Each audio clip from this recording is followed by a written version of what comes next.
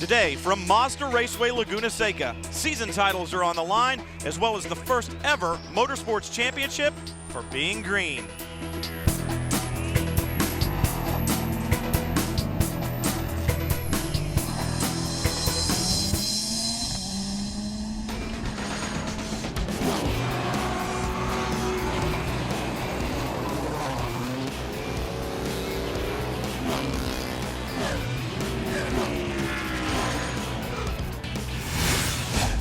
After 9 intense rounds of competition, the final round is here and championships are still on the line.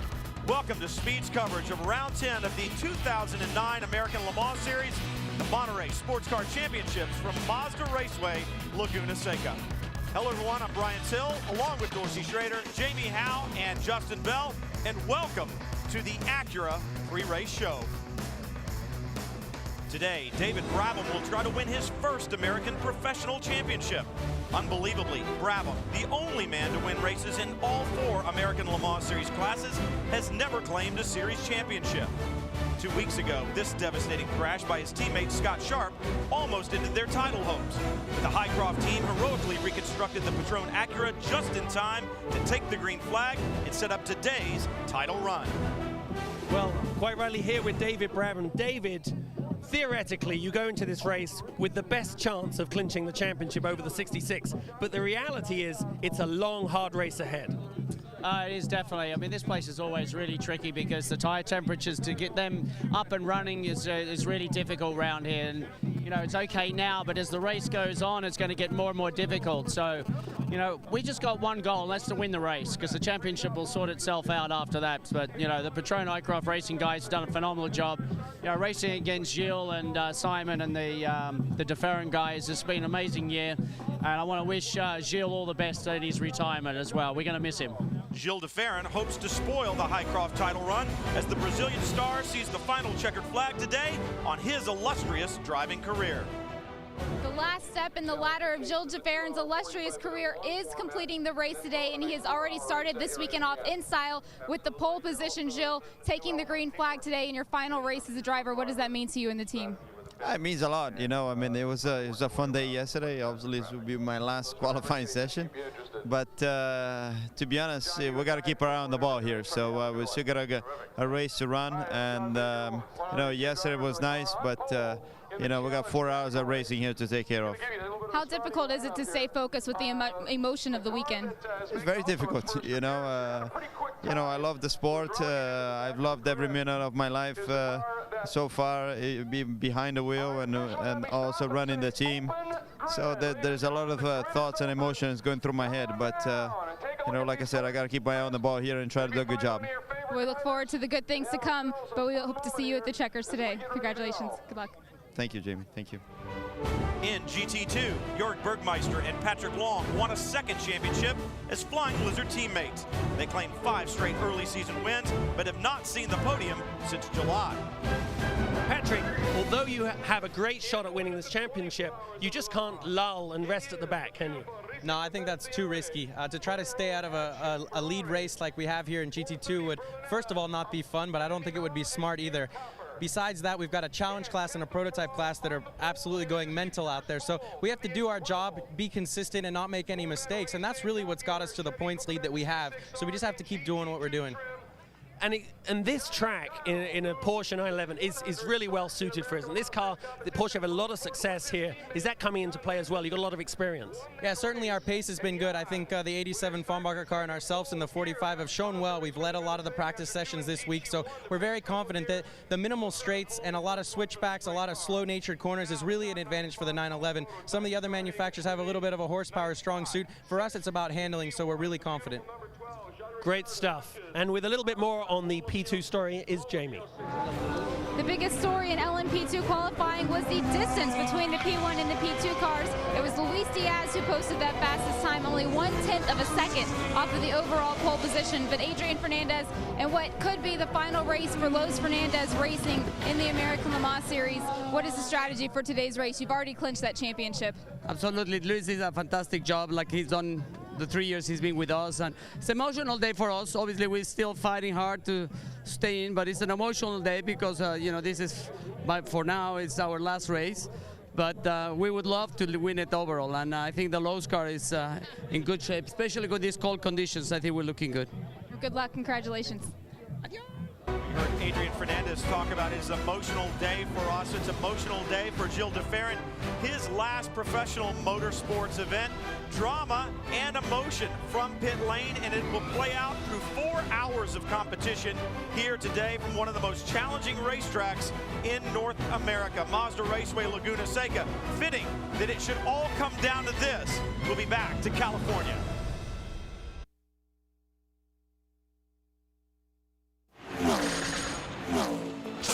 Speed's coverage of the American Le Mans Series pre-race show is brought to you by Acura. Acura Advance. Look down at the beautiful scenery here, and you want horsepower, you come to Mazda Raceway Laguna Seca. There's some horsepower for you. A couple of F-16s from the California Air National Guard. A view from our helicopter. I don't know if I'd be a little nervous sitting up there. Speaking of nervous, Dorsey, we talked to the drivers. We talked about emotion and drama. You've won professional racing championships before. What's going through their minds? What kind of race do we expect to see today? Well, for the teams and the point leaders and the drivers in these point-leading cars, they're going to run conservative up to the 70% mark, where they're guaranteed to get the points they need to clinch the championships. Everyone else outside that envelope has nothing to lose, Brian. They're going for broke, and they're going to do whatever it takes. Well, you talk about championships on the line and going to 70%. What about that car, the 15 with Adrian Fernandez and Luis Diaz in it? They've already clinched their championship. Luis Diaz tried so hard for the pole. He ended up a little short. How short? 92 one-thousandths of a second. And you just heard Adrian Fernandez say they're going for the overall win. And if they get it, it will tie the track or tie the series record for the number of wins in a series. They're going to do it on one of the most difficult racetracks around. Let's take a look, our Acura track map. Mazda Raceway Laguna Seca is one of the world's best-known racetracks. 2.238 miles long, 11 corners. Now, you always have congestion in the brake area into turn 2. There's a gravel trap there to get stuck in. Also, in turn 5 and turn 6. There's no better way to show you this racetrack and its elevation than to ride alongside of the pole sitter, Gilles de Ferran, on his lap from yesterday. This is a straightaway pass, start, finish as you climb the hill, waiting for the brake zone into turn 2. Hard braking down several gears. Accelerate now as you approach turn 3. These are building speed corners. Off 3, you're faster yet. Up through the gears, headed for turn 4. Just a lift. Now hard acceleration as you start to climb toward the hill. This is turn 5. Up under the bridge, totally blind. You can't see turn 6. It's just past this bridge. And now it's up the side of the mountain, full acceleration into a braking zone that you cannot see. Now, fall off the cliff. This is the corkscrew. And you're headed to turn 9, one of the scariest corners around here. Turn 10 up ahead, just a lift. Now look at the smoke off the left front fender. Chassis bottom, and up ahead the hairpin that brings you back to pit straightaway. Hard acceleration here, start finish up ahead. We're about to complete a lap of Laguna Seca. Awesome stuff. Gilles de Ferran may be retiring, but it's not because he doesn't have the pace. That is for certain. We'll take a look at the grid and the speed strip and take a chance to introduce you to our 4-class pole sitters. My name is Gilles de Ferran. I'm originally from São Paulo, Brazil, and I currently live in Fort Lauderdale, Florida. Hi, I'm Simon Pagenaud. I live in Montmorillon, France. Luis Diaz, Mexico City, Mexico. Hi, I'm Adrian Fernandez from Mexico City. Hi, I'm Jan Magnussen, and I'm from Roskilde, Denmark. Hi, I'm Johnny O'Connell with Corvette Racing from Flowery Branch, Georgia. I'm Guy Cosmo, and I'm from West Palm Beach, Florida. My name's John Baker, and I'm from New York City, New York. There's a look at your pole sitters. Now, in the top of the show, we had a chance to talk storylines in P2, GT2, and the P1 class. But what about the ALMS Challenge class? For more on that, we'll head down to the pit and Jamie Howell. Well, thanks, Brian. That class has always been capped at 8 entries, and for the first time this season, all 8 of those entries are filled with the challenge cars. But what that means on a tight circuit like Mazda Raceway Laguna Seca is that they don't have a whole lot of room for error, and there's not a whole lot of room for them to be passed. So all of the drivers amongst the other 3 classes are going to have to be extremely careful in making those bold moves around them, but the challenge drivers are going to have to be careful in staying out of the way and make it to the checkered flag as well. Thanks, Jamie. Great aerial shots, and the shot of the 33, the Jaguar of Paul Gentilozzi, Mark Goossens. They will start from pit lane, very much a development progress or program, I should say, Dorsey, going on with that Jag right now. As the rest of the field lines up, we'll talk about Gentilozzi and that beautiful Jaguar XKR a little bit later in the show, but right now it's all Acura P1 on the front row, and the championship is right there in the P1 category, starting up front. Like I said, look for Simon Pagenaud in the 66 to get a big jump. Green flag's out. And he's already jumped right now. Pagenaud out to the lead. He'll race it down into turn 2, but you heard David Brabham say tires are going to be an issue. Trying to get temperature, you already saw smoke off the tires of, I believe, the 37, the field entry, as they headed down into turn 2. Up to 4th already, looks to the inside of the 20, and we know from this season of racing and those that came before, John Field not afraid to go and go very quickly. Signature John Field. He gets all he can get at the start right now, but I'll tell you, that's about where he stalls out. Right about there is all he's going to get. Now the tires are going to start building some temperatures, building some pressures, and you'll start to see what the players are. Right now, Simon Pagenaud's checking out. I figured he'd do that. Look at Field, picks off another, and one of the things that he says about this car is that the tires do come up to temperature very quickly, but then they only last for about 5 laps, so they seem to go off quickly as well. Already pressuring number 9. You saw that little bit of lockup as the left front tire gets light going into the corkscrew. Yeah, it gets light. The chassis is not square right there, and you see it locked up. Now, did he get a flat spot? That's the problem. John pushes so hard so early. He's prone to get in a flat spot when these tires not up to temperature yet. Very cool conditions right now here at Mazda Raceway Laguna Seca, as Simon Pagenaud will lead the first lap. Remember, this car, this team, Gilles de Ferran, Simon Pagenaud, they need to finish up front. Quite frankly, they need a little bit of bad luck to befall the number 9 Patron Highcroft team. 2.5-second lead at the end of the first lap. He pulled that 2.5-second lead over David Brabham, but Brabham's, remember this again, is Brabham's to run in for the 70% rule. Now, he won't let that car get a lap up on him. He wants to keep him inside, but he doesn't need to contest it right now. Once he gets to 70% of the distance, which is a moving target we'll talk about later, he's clinched his championship. But you heard Patrick Long say as well, as you ride on board with David Brabham, you heard Patrick Long somewhat in the same position saying, we can't just lie back, because as a race car driver, when you take yourself off of the pace, you really almost introduce more threat, I think. Well, you do. You lose your rhythm around the racetrack. You don't turn in from the same area anymore because you're going slower, and you're prone to making more mistakes when you're not on top of your game. So you don't want to fall into that category. Well, we talk about the battle for the championship in P1. There's also one that's raging in the GT2 category as well, as David Brabham flashes by. John Field still holding on.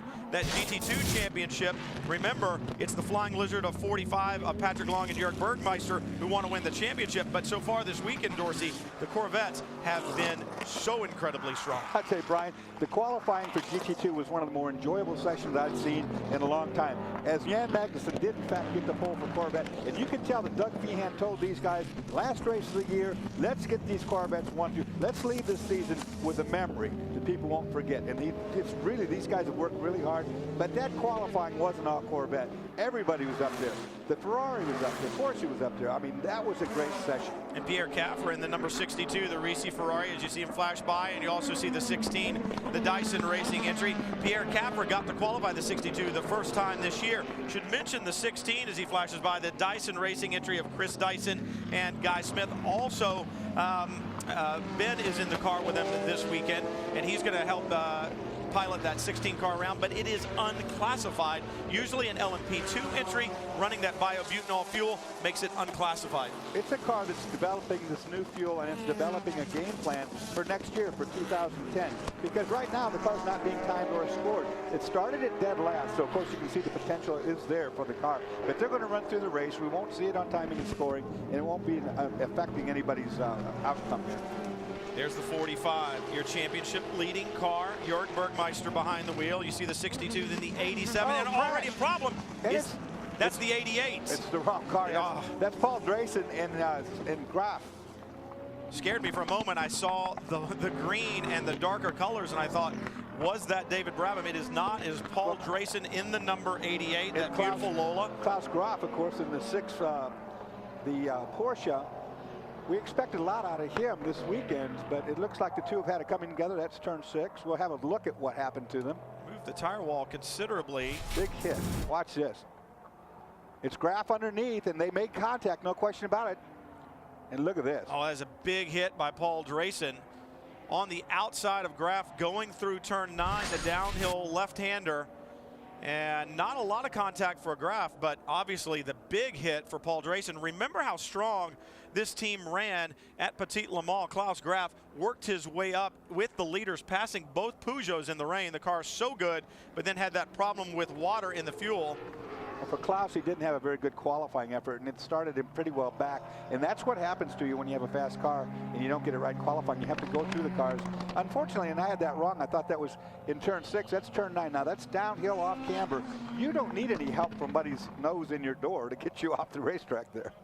Well, interesting, a big hit. Now the 88 came back. Rob Bell had a problem at Petit Le Mans when they lost a wheel and had a big hit, able to put that car back together. Remember, this is a 4-hour event here in the final round, the Monterey Sports Car Championship. So Paul Drayson, Johnny Cocker, could they be back in it? We'll have to wait and see. Simon Pagenaud right now controls the field. Butch Lightstream leads in P2. We got great battles all throughout.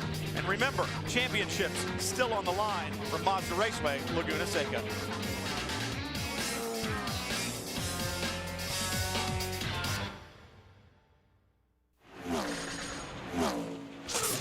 Speed's coverage of the American Le Mans Series is brought to you by BMW, the ultimate driving machine, and by Michelin, a better way forward.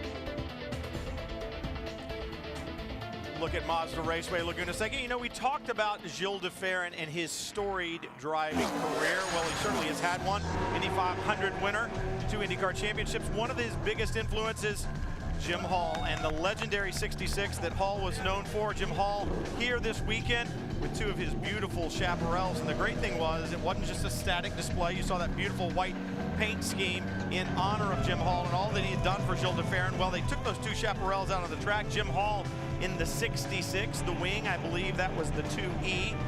Gilles de Ferran in the 66. You also saw Simon Pagenaud there in the Acura right now behind the pace car. Pace car, a little bit of a problem. I haven't seen that quite. Talk about the challenges of Laguna Seca. The pace car having a bit of an issue right now as Brian, well. I'll tell you, the 66, when they took the chaparral out there, the crowd went crazy. It was unbelievable. Well, while we were away, a small problem. That's not a small problem. That's out the header pipes. That's the 90 losing an internal combustion engine. Very good. And there will be no mosquitoes here at Mazda Raceway Laguna Seca after that. So a problem, and that's disheartening. That BMW Rahal Letterman team has run well. Remember, they've had a victory this year. They've had some poles and run strong. Consistency has really been the Achilles heel for that team so far this year. They've certainly showed the speed, but you expect to see more from them. There's the BMW Skycam, and hopefully they don't have the same problem that the 90 did. They will claim that to be an electrical failure, of course, but we know better. Right now, Simon Pagenaud in the 66 behind the pace car. Let's head down to pit road. That problem between the 88 and the 6. Jamie, what do you have? Well, the 6 car did make its way back to pit lane. They had to replace several of the front pieces. Now, the front end of these cars are in 2 different body pieces, and they had to replace both of those. But they also had some damage when they got that flat tire from the incident. There was some body damage to the side pod that the front end clips onto, and they had to tape the front end onto the car just in case. So keep your eye out for some flying Porsche pieces out there. But they were looking to get Porsche their 100th win today and certainly be a part of the end of this race as well, but they're going to have to make it there first. Those would be expensive flying Porsche parts. And you talk about the expense of motorsports. Part of that expense is getting the cars to the racetrack. And the thing that was so great to see about those chaparrals is FedEx Auto Transport brought those cars here for Jim Hall, and it was great to see him here. And so thanks to FedEx for getting not only your parcels there on time, but also your race cars as well. We're going to go back to green here at round 10 from Laguna Seca, and it is Simon Pagenaud, where we have seen him so many times before this year. But look at John Field one more time on a restart. Fires up that AER, those twin turbos, and runs straight to the front. Is he going to lead a lap here? He's going to try to, for sure. We've talked about John's horsepower. Watch here as they go through turn 3. Fastest corner on the course next one, turn 4, and John should have the legs.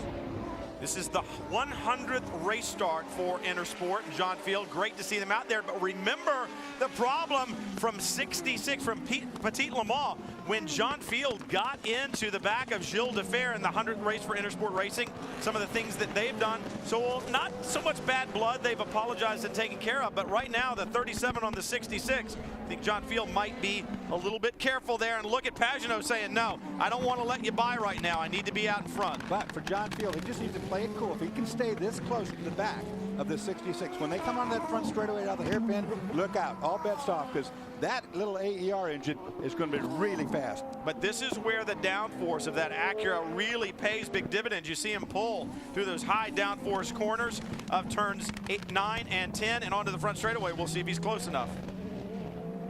I think a big part of this story is those special front tires on the Acura, which give them such amazing corner potential when they are warming up to pressure. Right now, the track temperature is only 74 degrees, which is, well, we've seen it up to 110, haven't we, guys? So, definitely the field car has a tremendous advantage in these opening laps. Once the tire temperatures get up, once the pressures get up, I think you'll start to see the rightful order resumed. Well, and that's a good point. David Brabham talked about it at the beginning. As cool as it is, it takes a while to get tire temperatures. Now the 20 on pit road. Rich Leipziger did onto pit road. You can hear it leaving pit road right now. They're not exactly sure what happened. They said it went into the limp home mode, but they believe they have it all sorted. They're going to send it back out there and do a couple of laps just to make sure. Of course, this is the car that is being scored, and the limp home mode that Jamie was talking about is a protector that the electronic engine management system has in it. If something goes wrong, it protects itself so you can get it back to the pit so it doesn't blow up like we saw the BMW do just a little while ago. And this is the car that has also run so strong. 3 pole positions in a row coming into this race. Road America, Mosport, Road Atlanta. They won Petit Le Mans from the pole, so that was special. It was Butch Leitzinger and Marino Franchitti and Ben Devlin. Ben, whose name I locked up on earlier in the show. For some reason, I couldn't get Devlin out, but Ben Devlin a part of that victory as well. And they've really come to grips with this Lola Coupe, and it seems to be getting stronger and stronger as we've gone. Well, I talked to Marino Franchitti, and he goes, when we come to a racetrack, we unload it. This car is always good.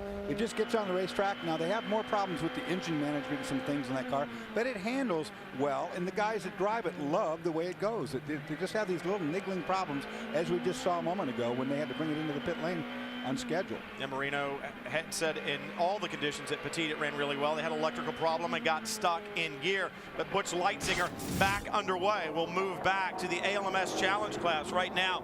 Number 38 out in front, Shane Lewis. Certainly a very well-known, well-respected road racer running in the Challenge class right now with his co-driver, Jerry Vento.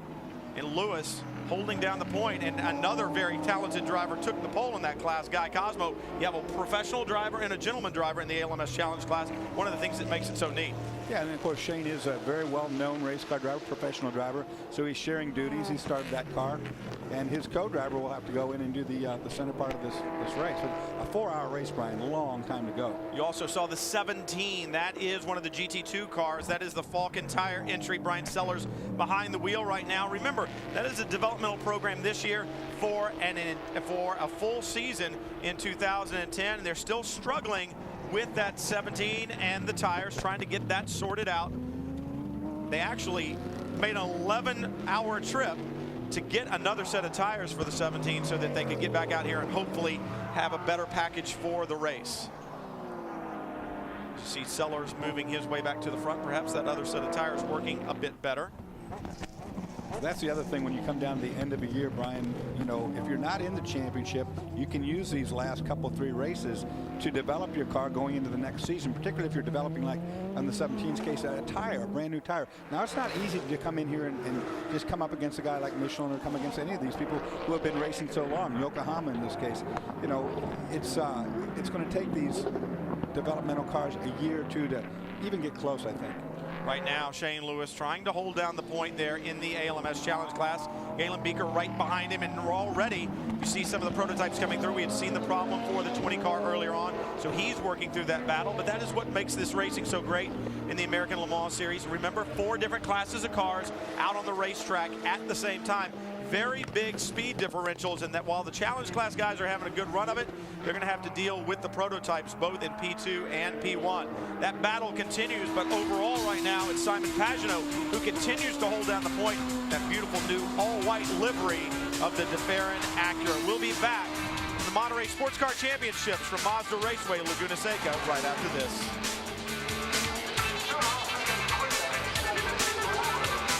You're watching the American Le Mans Series on Speed. Simon Pagenaud continues to lead from the Monterey Sports Car Championships in that beautiful all-white Acura. You see him right there at the bottom of your screen. He's just flashed by. The battle for the GT2 lead. The Corvette's out in front right now. Jan Magnussen in the first of those beautiful yellow Corvette C6Rs, followed by the 4 of Ollie Gavin, and then Pierre Caffer there in the red Ferrari. Caffer running for the championship. He's going to try to get this win. The 2 Corvettes right in front of the Ferrari, as you can see. But that's first, second, third in GT2, and they were just put a lap down, as you saw Simon Pagenaud whistle right by through them. Corvette, Ferrari, and then the first Porsche of Wolf Hensler for Farnbacher Lowell's Racing, trying to hold on to 4th, just coming into your photo or into your picture right there. And for Caffer, he must finish in front of at least one of the Corvettes. They've got to have a second place or better finish at the end of 4 hours. And if they finish second, the 45 needs to finish worse than 10th. Anything other than that, they will not be able to hold on to this championship. And they look back to St. Pete when they had that suspension problem. They had the AR pull out of the tub, and they didn't score points at St. Pete, and the team looks back at that and says, oh, if we could just have that one back, because really that's what took them out of the championship, Dorsey. Right now it's a tough scenario because neither of the Corvettes are in the championship hunt whatsoever, so they're going to finish the season if they can with wins. For Caffer, he needs to win as well because he is in the championship hunt. So all 3 of these guys really are going to throw it on the line, do anything they have to do. Now, let's talk about one thing. This racetrack, we haven't mentioned it yet, but this racetrack's known for one thing. It does not have any mechanical grip around the infield here. When you see these prototype cars come whistling by, they have downforce, they have wings. These prototype cars have a huge advantage compared to these GT cars that are skating around here today.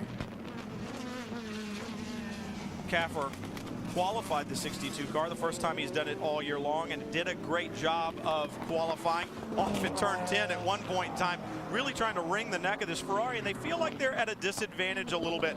They don't have the horsepower that some of the other cars have, and remember, this very narrow Ferrari, while it may get down the straightaways pretty well, because it doesn't have a lot of aerodynamic drag, runs on very small tires. So at a place like this, without that mechanical grip, Dorsey, you don't have the handling that you need. And as we look back, there is a gaggle of cars working their way through turn 11, closing in on this battle for GT2. That's the overall battle for second place that's coming up on these guys. Yeah, and there's a bunch of them in the middle of that is the third place car overall. And we talk about prototypes. There's David Brabham in the Patron car. Now watch the difficulty of trying to make a pass here. John Field past Brabham. He is the dark car leading through turn 3, but look at that. It's the 48, the blue and black car right there behind David Brabham. That is the hybrid entry. Remember, of course, Motorsports having a great run here this weekend. They've run strong. They did lose the electric hybrid motor this morning, had to put a new one in. But right now, Johnny Mollum having a good run in 4th, and his lap times are right there with the 2 guys he's battling with. Of course, you would expect that because they're hung in traffic right now. Well, they are, and I talked about how hard it is to pass. You don't want to get offline here. But again, these prototype cars have downforce, aerodynamic downforce that the GT cars do not have. Brian, you mentioned that they had to replace the hybrid motor this morning. That job normally would take 4 hours, and the crew had to do it in 2 today. They believe they got it all sorted out. Steve Pruitt, Team Motors, said that his guys did a fantastic job getting the car even to the grid to make the race today. But of course, we've talked about it. They're still doing a ton of development on this hybrid package and hoping to run it full season next year. Well, they're getting better at it because they're doing it quite often. That's one of the problems we're having is that they're spinning that motor, that electric motor, too many RPMs, and it's destroying it as they try to find a cure for that problem. Man, Johnny Mollum is on full attack mode. They just worked their way through that gaggle of cars, and Mollum very willing to put it just about anywhere on the racetrack, now working their way past the 62. Remember, Caffer running 3rd in GT2 right now. He didn't want to get tangled up with these guys, but quite honestly, he's probably hoping that the yellow car cars in front do.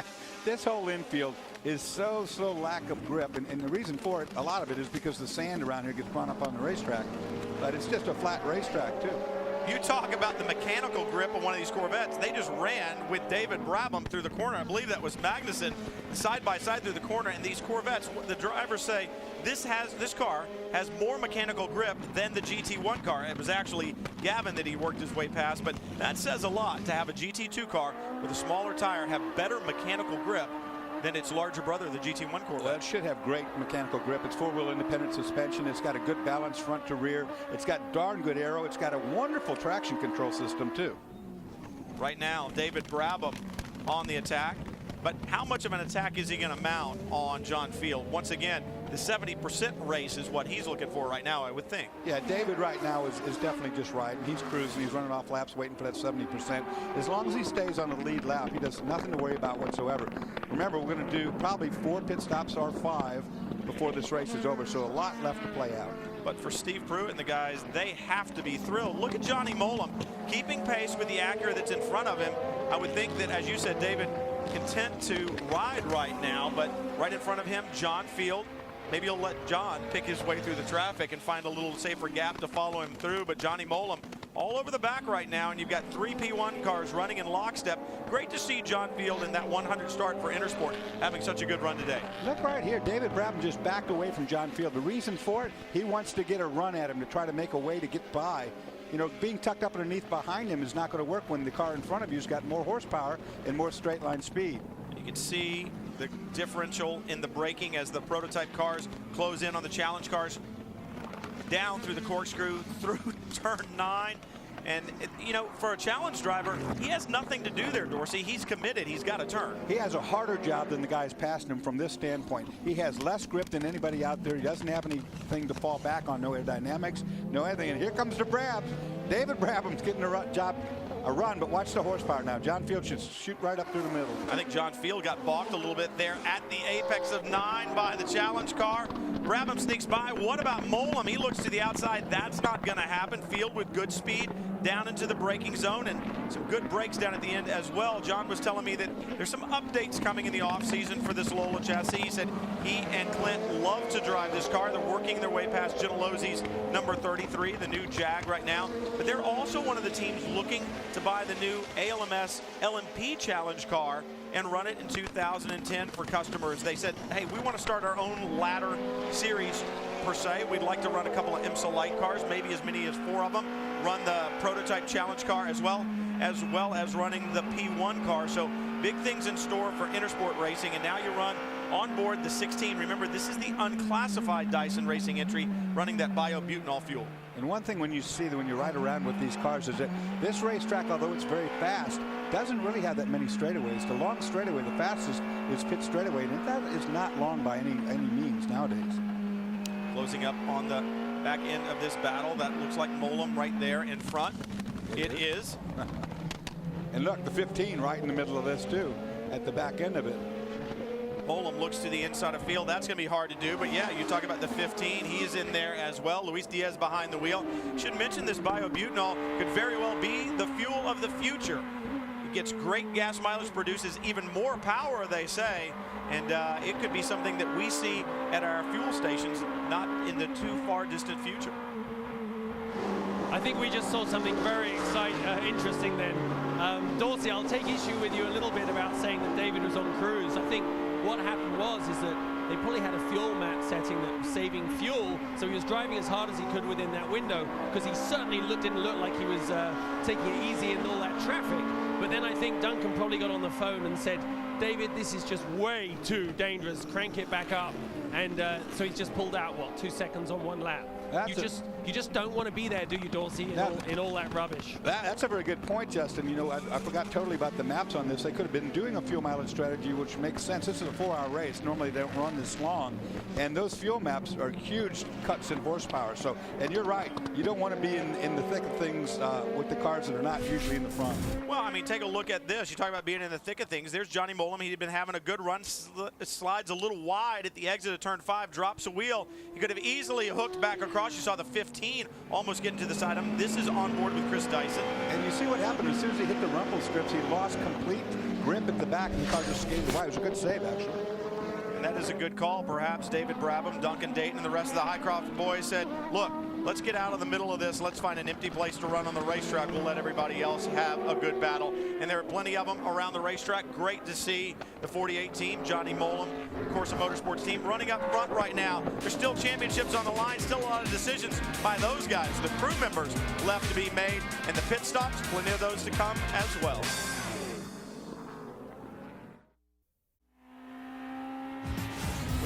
Do you dream in speed? Introducing the Speed Dream Ride. You'll see new shows, old favorites have the chance to win a VIP experience at Mazda Raceway Laguna Seca, where winners will ride the vehicles of their dreams. Speed Dream Ride's coming soon, presented by Castrol Edge. Find out more at speeddreamride.com. On board, that is the 92 BMW, looking out the back, and one of the Flying Lizard Porsches right behind it, putting the pressure on the 44, Johannes van Overbeek, behind the wheel right now. And look at this battle. You see the number 40, the Ford GT right there in front. David Murray behind the wheel. What a great run they had at Petit Le Mans. One of the best battles on the racetrack right now. Simon Pagenaud continues to lead overall, but Murray holding off that very potent BMW right behind him, and Johannes van Overbeek, no slouch behind the wheel of the 44 Flying Lizard Porsche. No, Tommy Miller in the BMW is doing everything he can to try to get up on David Murray, but watch David Murray drive. He slows up the entrance to the corner, which he needs to, squares off, and uses that forward horsepower to distance BMW. Watch it go away here. See, he just pulls him, but David's driving. Watch, he'll slow earlier than the BMW to get his corner done right. BMW will close. He'll get to the power earlier, and watch, up the hill he goes. Good squirt off the corner. Remember, they made some changes to that car. They lowered the wing.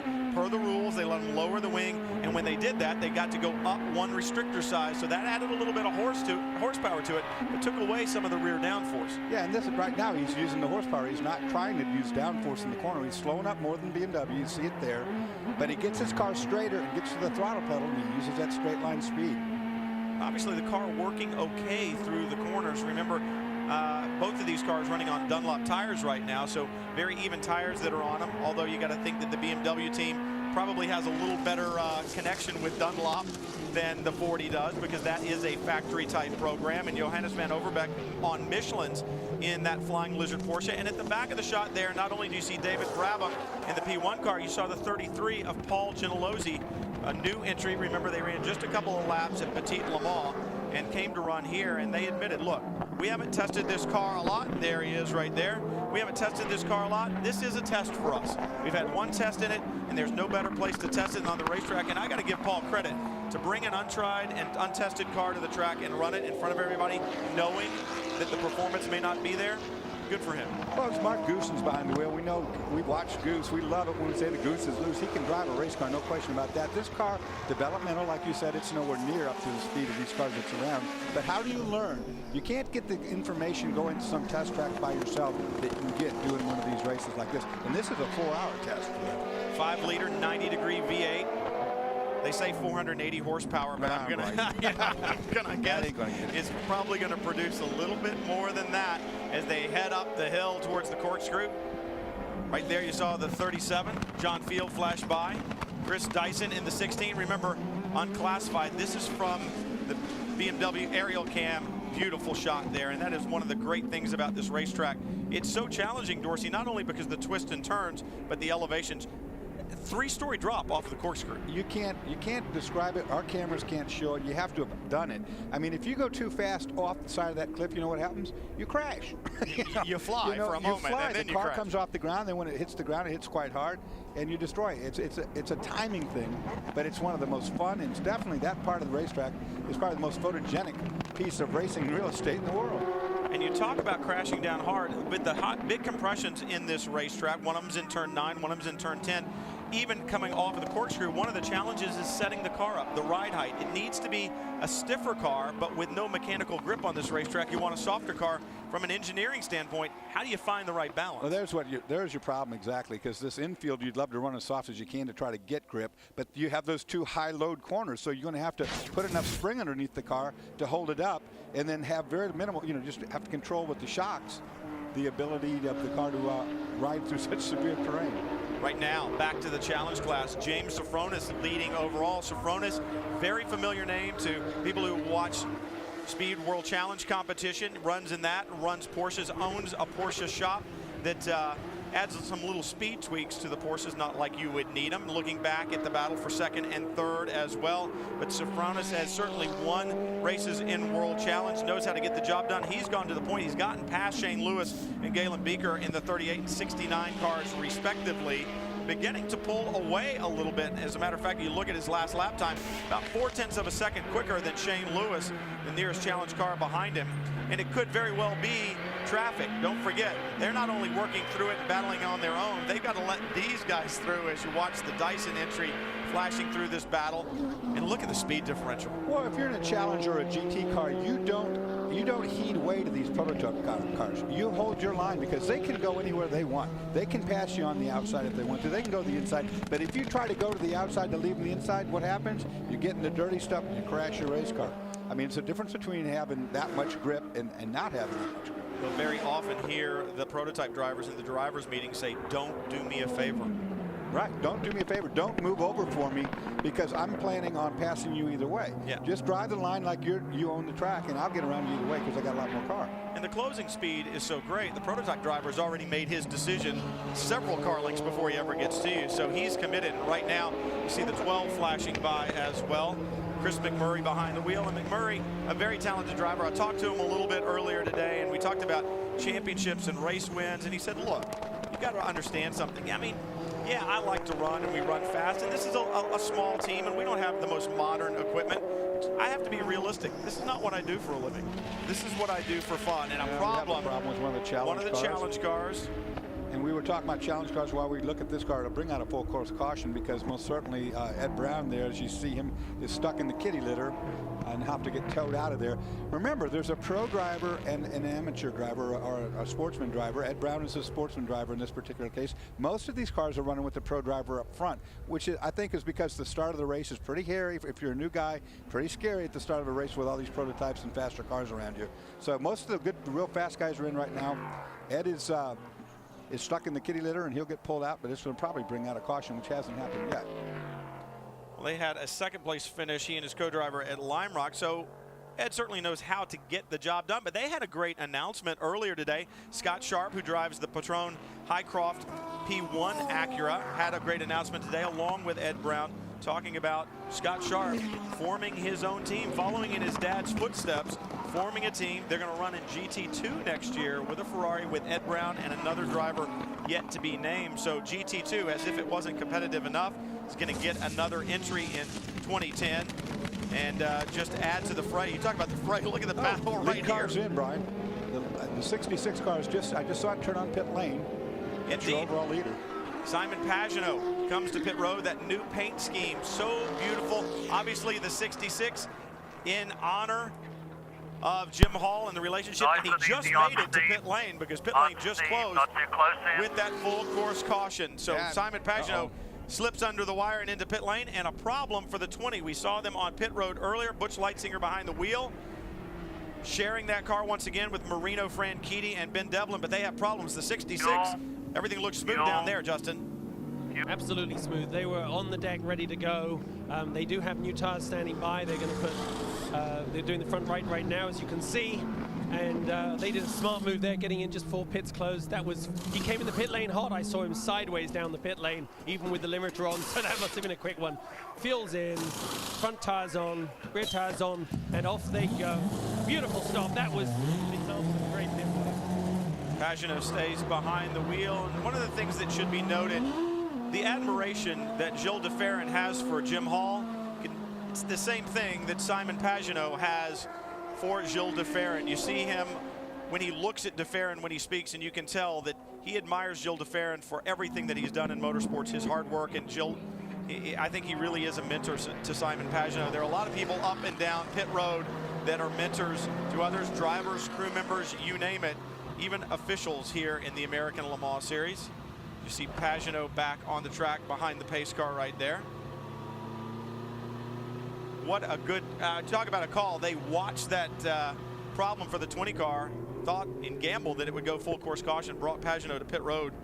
Pretty good stroke of genius to get him in there. Good Good strategy, I would say. See Butch Leitzinger there out of the Dyson entry. The 20 is broken down, I suppose. He wouldn't have gotten out if he could have done something about getting it.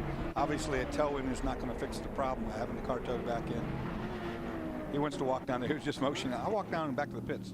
Walking down the hill's easy. You just don't want to have to walk up it. Don't go up it. One of the best places you can ever watch is from the corkscrew. There's a pretty good indication of the elevation change from the top of the corkscrew down to the infield. We were talking about people who are mentors, people in this series, drivers, officials, and all. What about Dick Martin? That man right there has been retiring after 19 years, been with this series for 19 years. He has been a fixture on pit lane, not only as an official, but is he genuinely a good guy. He's been around, he's made us smile, he's told us stories, but he's always been a professional. For Dick Martin, we're going to miss him in 2010. Pit lane will seem a bit empty. Oh, did I mention clown as well? Dick Martin, thanks for the ride.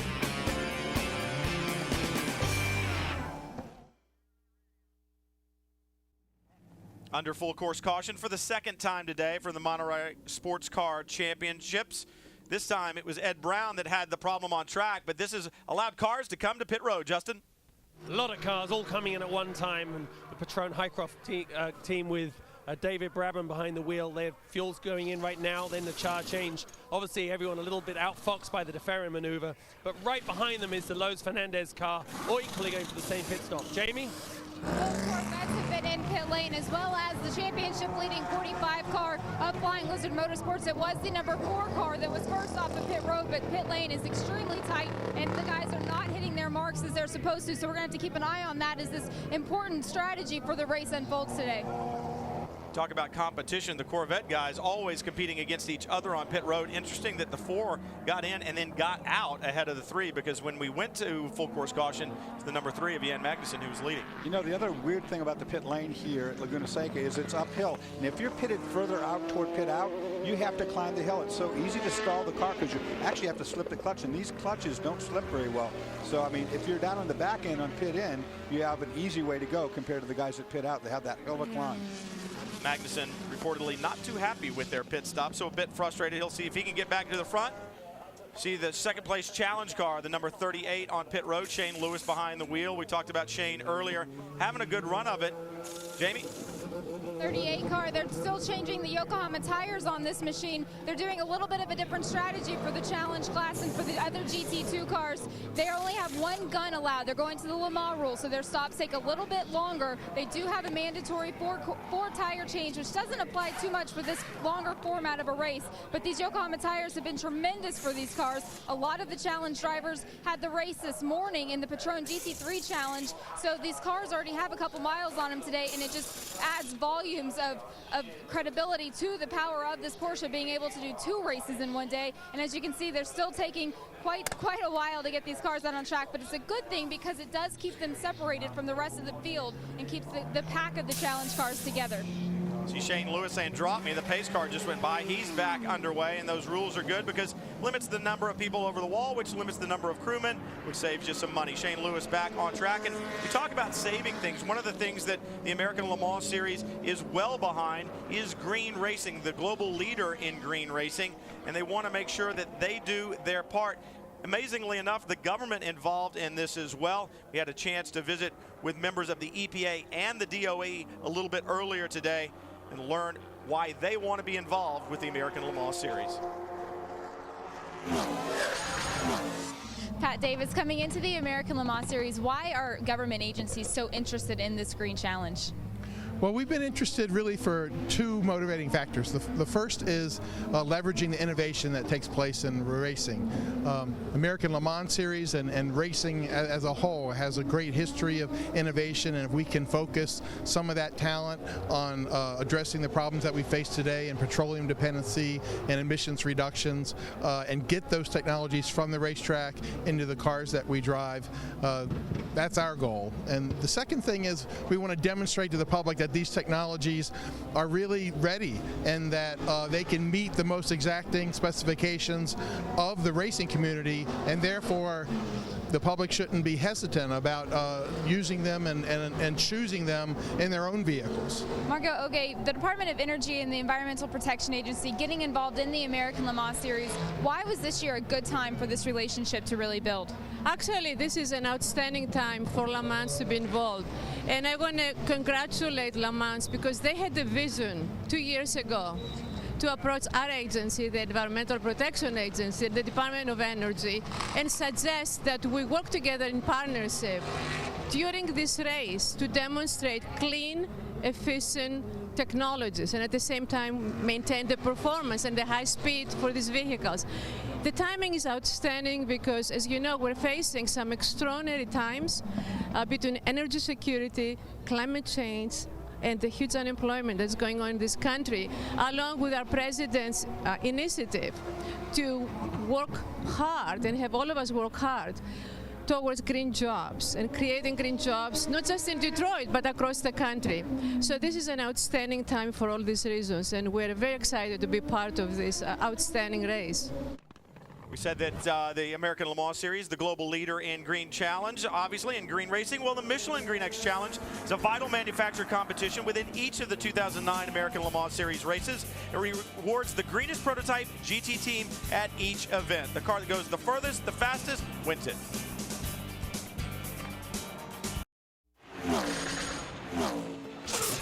Speed's coverage of the American Le Mans Series is brought to you by Acura. Acura, advance. And by Racing Radios, the official radio communications provider of the American Le Mans Series.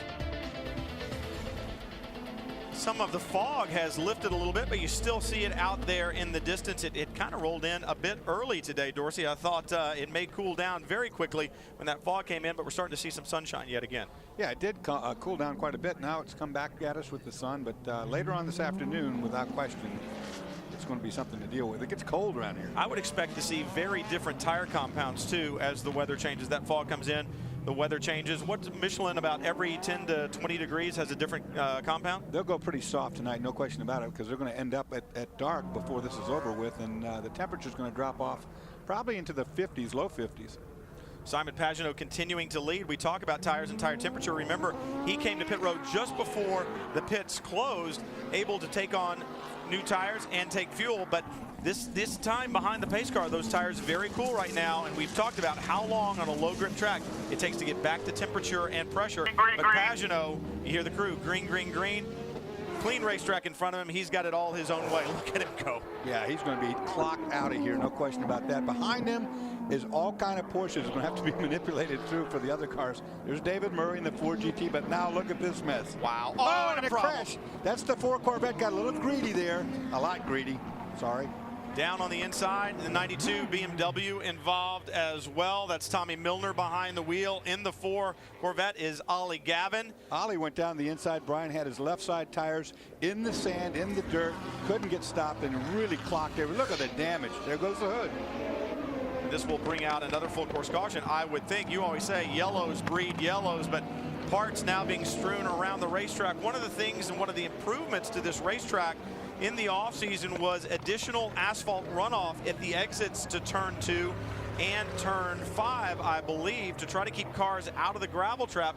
And I'm not sure if Tommy Milner didn't go beyond that. You see one of the challenge cars with a problem. Yes, Milner in that gravel.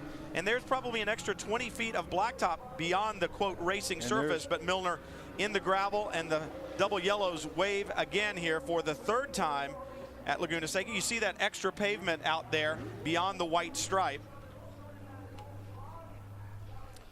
Well, that was your leader in the class before. Big right rear damage. Like I was saying right before that green, I saw a lot of Porsches that would have to be dealt with. And that's one of the problems here at Laguna Seca. At the end of that front straightaway is that very tight corner, and I think it's easy to get in there and become a little overly optimistic. Let's take a look from on board. That's the 92 of Milner. This is a big accordion effect, and of course we already know Ollie Gavin was inside with the Corvette. These are big hits. These are not a little hit. I mean, you can see from the damage, the problem with the BMW, the hit that's the hardest is right behind where the doors open on the exhaust pipe system. Big damage down low there, and that's crucial. And I think the 9 was in there as well. I mean, David Brabham may have dodged a bullet. Look at the damage to the front end of Ollie Gavin's Corvette as he comes to pit road. The traffic just stacks up. Let's take a look. Look for the Patron entry. He is right there in the middle. We're not even close to 70% of this yet. There is a championship on the line. David Brabham just dodged a bullet. Well, Ollie Gavin was passing David Brabham in the Corvette. In the braking zone. In the braking zone into what we know is a congested area with a bunch of GT and Challenge cars in the way. I don't know exactly what he was thinking. Looks like repairs going on down on pit road. Jamie, what have you got? They actually took that number 4 machine back behind the wall into the garage area. The entire team moving back there right now to get to work on it. They are planning on running this package in 2010, so they're still trying to learn a lot about the car and make all of these repairs in the fastest amount of time possible. They determined today that that was going to be done in the garage, so I'll keep you posted as they get to work. Well, thanks, Jamie. You know, one of the differences from this GT2 car to the GT1 car, Dorsey, the GT2 car by rules has steel brakes. The GT1 car had carbon. Tell me about the braking differences as you watch the work going on the Corvette. Well, there's a lot of braking differences. I mean, the carbon fiber brakes can just really stop at twice at the speed that these steel ones are. I don't think that was the problem, though. I think basically what happened was Brabham didn't want any part of that situation, and as a result, he gave up real easy. And Gavin was caught out and said, "Oh my God, I almost ran back him," so he went to the inside. That could be the mistake made. Let's take a look. Here is David Brabham. Get the brakes on the Corvette cold as well. Now look, he's given up already. He says, "I don't want part of this." But watch, here comes the Corvette. Bam. Oh. See, Brabham read that. He read it properly. He said, "I'm not going to put my car in jeopardy. I need to make 70%. But I think he caught out.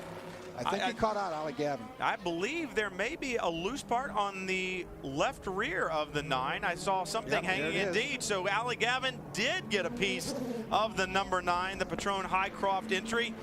How big a bullet did he dodge? If that's all the damage that was done, he's going to be very lucky. See David Brabham waving to the safety workers there. I'm not sure what he was doing. Almost looked like he was pointing with his thumb or giving them the thumbs up.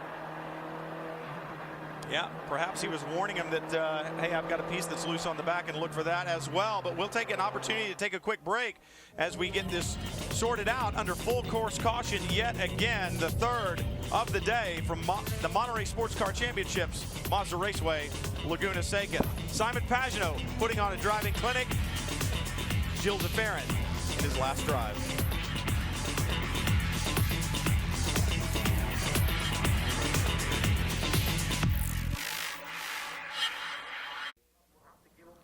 Thursdays don't miss Big Block Thursday on Speed. 3 big hours of races, chases, and crashes with Pinks all out at 8, Jacked at 9, Wrecked at 10. You got plans Thursday night? Well, now you do. Big Block Thursday beginning at 8 Eastern, only on Speed.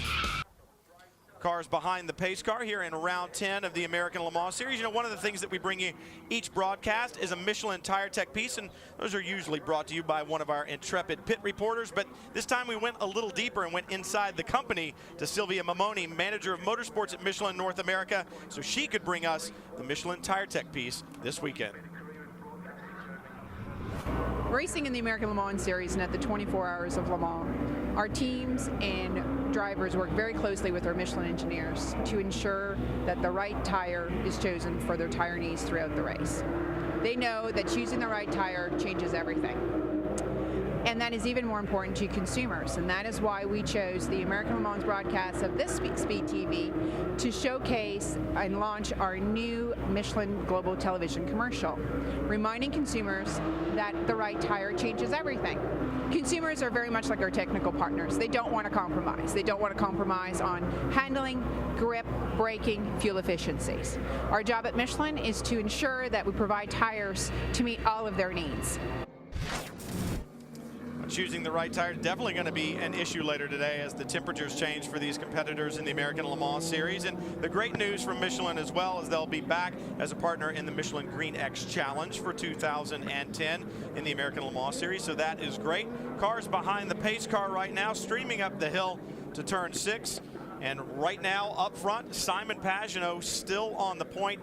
That car has been the class of the weekend, and certainly you want to think that the 9 holding back just a little bit, but at the same point in time, they can't relax too much. They put themselves in harm's way. We just saw it. Ollie Gavin got a piece of the number 9. You can actually see it hanging from the black and green Acura number 9 right now as he goes through the corkscrew. So it'll be interesting to see if he'll have to come to pit road. We talk about the Michelin Green X Challenge. Well, here's a look at the standings right now. Team Cytosport and their number 6 Porsche RS Spyder leads, and in GT2 it's the 44 of Flying Lizard Motorsports. Interesting to note the 44 running the E85 fuel this weekend and also ran it as well at Petit Le Mans. And my question is that a little foreshadowing that perhaps all the Porsches will run E85 in 2010? You see the number 9 has come to pit road. The beautiful white number 66 still behind the pace car. So it'll be one more lap behind the pace car here. But David Brabham, wonder if he's felt a vibration back there. Does he know that he's got damage to the left rear of that car right now? Well, I think that's why they're bringing him. They're going to do fuel and tires too, but I think they see that. They don't want to get a black flag under green, so they're going to probably fix that. Justin? Yes, they did know the damage. Their spotter out on track did point it out, and they were watching our broadcast and saw it. They can't see it from the pit lane because of the height of the pit wall. It was held on by literally a wire there. It's part of the rear diffuser. Not even new tires attached to they do fuel. I was talking to you. And off they head off. So they needed to take that off. He could have obviously caused more damage. Now, I know this car is very sensitive to aerodynamic changes. They've lost bits before and said the balance has changed 3 or 4% front to rear. Great to be bringing you this broadcast of round 10. We'll bring you broadcast as well in 2010. And here's a look at the schedule and the television as well. We started all off at Sebring as we usually do, and that will be a speed broadcast. 2 CBS broadcasts throughout the year, one from right here at Mazda Raceway, Laguna Seca in May, and then it's back to speed as we head to Salt Lake City, and then one more CBS broadcast from Mid-Ohio in August, and then we'll be pleased to bring you the rest of the season. And what a way to end the season, Dorsey. That's the way I think it should be. Petit Le Mans as the final event. No question about it. You start with a bang with Sebring, one of the best. If you've never been to Sebring, folks, you got to go there. If you've never been to Petit, you got to go there. There's 2 or 3 or 4 maybe in the world that I would say if a fan has to go to, you have to go to. These guys have 2 of them. What a great shot this is from the helicopter. It really gives you an idea of this hill, this mountaintop that the racetrack sits on, and the beauty that surrounds it. Gives you an idea of the elevation change, not only on the way down from the corkscrew, but the run through 5 and 6 up the hill to the peak of that mountain, that hill there. Well, when I said before you fall off the mountain, well, there it is, folks. And you can fall off the mountain, no doubt about it. So it's been done before. And what a great place to watch the exit of the corkscrew, the right front tire off the ground of the cars as they turn through the corner. Right now, Simon Pagenaud holds down the point overall, but notice the beautiful red Ferrari right behind. That is the Risi Competizione entry. Pierre Caffa behind the wheel. He leads GT2, and that is big news for the championship as we're racing once again. That Ferrari, if it can win, it is doing everything it can to get that championship wrestled away from the Flying Lizard car. Here comes that's the Los Fernandez car, the 15 car riding on board right now. This car can win overall too, don't count it out. And looking back a little further, behind the 62 in the GT2 category was that blue and green 17 entry, Ryan Sellers, the Falcon Tire entry, and you see him right there, the second GT car in the order. So perhaps those tires that they sent the boys to get last night are working right now. You see the number 3, the Corvette, Jan Magnussen behind the wheel, moving towards the front. I don't believe the 17 pitted, so perhaps that's another reason why they're running up front right now. But there is your championship leader, the 45, the Flying Lizard Porsche, Patrick Long behind the wheel. I would think that on the Michelin cars that they started on their medium compound tire, Brian, it has never yet been hot this weekend, or what we would consider hot here, and it's going to get very, very cool later on today. Checked in with Jörg Bergmeister, who did the first stint behind the wheel of that 45 machine, and he said, you know, the car feels pretty good when I'm out on track running by myself, but when I get stuck in traffic, we're struggling with a lot of understeer. It's very difficult to pass people, and it's very difficult to get around those challenge cars, so Patrick is going to have to be patient in order to finish this race. So what she's saying right there is that these cars are aero-dependent on the nose, that when they gets behind someone, he loses the downforce on the front of that car. Of course, the engine's in the rear with the Porsche, so they need all the help they can get with front grip. Patrick Long shared the GT2 championship with Jörg Bergmeister back in 2005. Thought they were going to do it back-to-back in 2006, but Patrick did not run all the races. Some A guy named Roger Penske put Patrick Long in one of the Porsche RS Spiders that year for Petit Le Mans, I believe it was, and Patrick had to step out of the seat of the 45. So Jörg Bergmeister took that championship on his own, but Patrick Long very, very much a part of Jörg Bergmeister's championship, and they were reunited this year. Remember, Bergmeister won the championship with Flying Lizard last year with Wolf Hensler, but this dynamic duo back together again and perhaps repeating as champions in GT2. It's a typical Patrick Long car, not a scratch on it. You can see it's all waxed and pretty. He keeps his car like that all the time. Oh, somebody's been off the road, Brian. A lot of dust here. Looks like the 6 car, once again, Team Saito Sport, the 6 car right now, that Porsche RS Spider that ran so well at Petit Le Mans. Greg Pickett behind the wheel right now. And Pickett certainly knows this racetrack well. See what happens here, Dorsey. Oh, Greg's made a mistake early in that corner. That's not the side that you normally go off on. You know about that, Brian.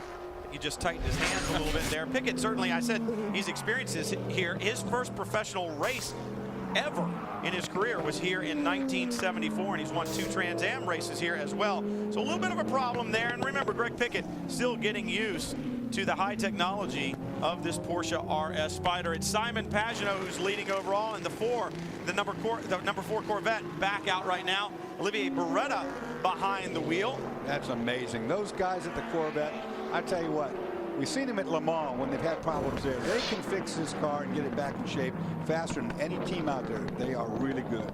Well, become a follower of the American Le Mans Series on Twitter and Facebook, and you can keep up with everything that's going on, like the number 4 Corvette and the work they were doing. You get the latest series news and notes on and off the track through Twitter and Facebook pages. So check out AmericanLeMans.com to learn more. Right now, Simon Pagenaud, speaking of learning, he's taking everybody else to school. Crew taking a little bit of break. We will too. And then we'll be back to Laguna Seca.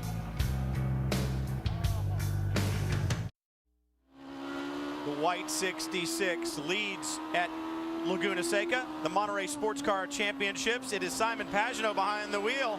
It's not a 60s flashback. It's not one of the Chaparrals, but it is painted just like those cars of old. Once again, a tribute to Jim Hall from Gilles de Ferran, a man who helped make his North American racing career. Pagenaud has led from the drop of the green, and Dorsey, they've had good strategy, and they certainly have a good race car underneath them. No question about it. Again, though, remember the 9 car with David Brabham at the start. He's cruising right now. The race is not on yet, believe me. I mean, right now they're running. Here is the 9 car.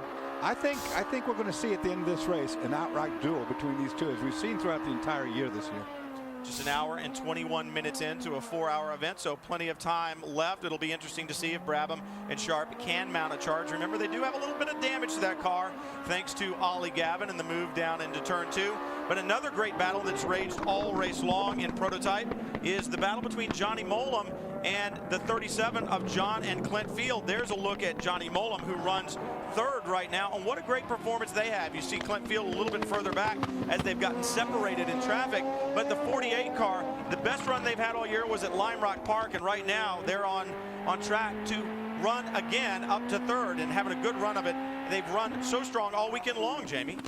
They have, and it really speaks a lot about the amount of development that's gone into that car. One of the aspects of running that hybrid motor in that car is that they have to run a different aerodynamics package on the car. This year, when the ACO shortened the wing length of the LMP1 cars, they also changed the front downforce. But because of where the hybrid motor has to go in the car, they can't run that same front downforce, those same front downforce pieces. So seeing them compete with a proper LMP1 car and be able to hold their own really says a lot about the team.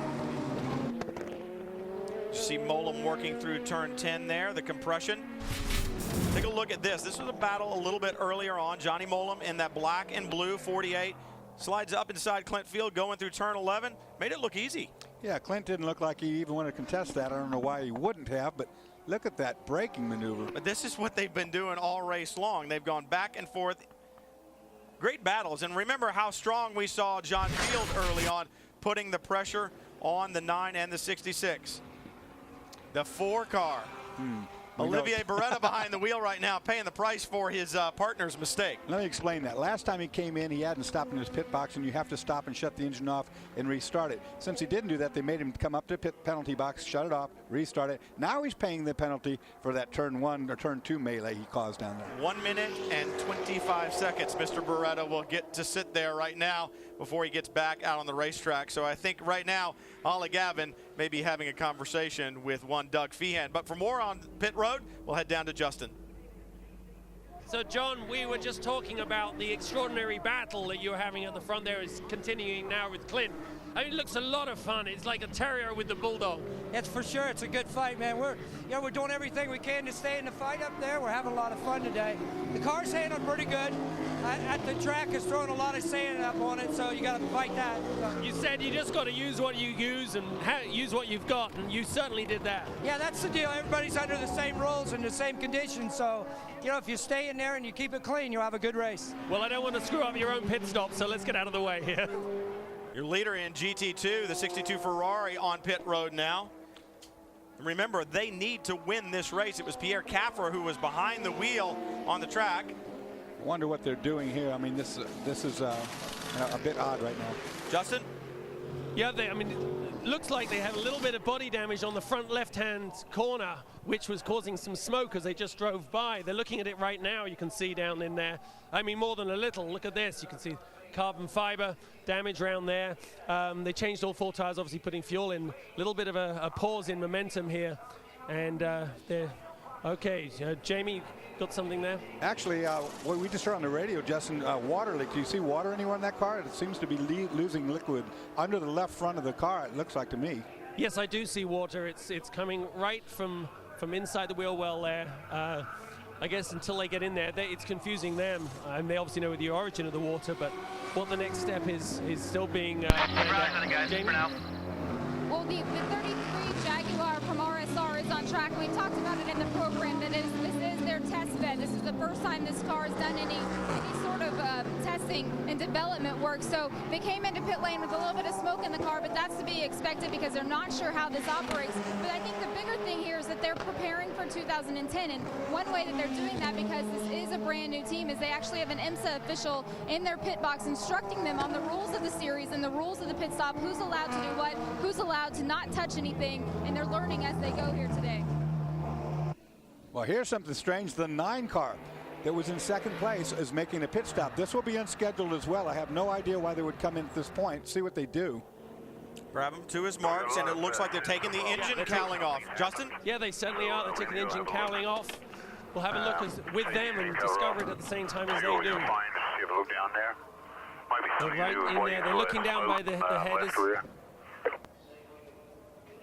Trying to listen to crew communication.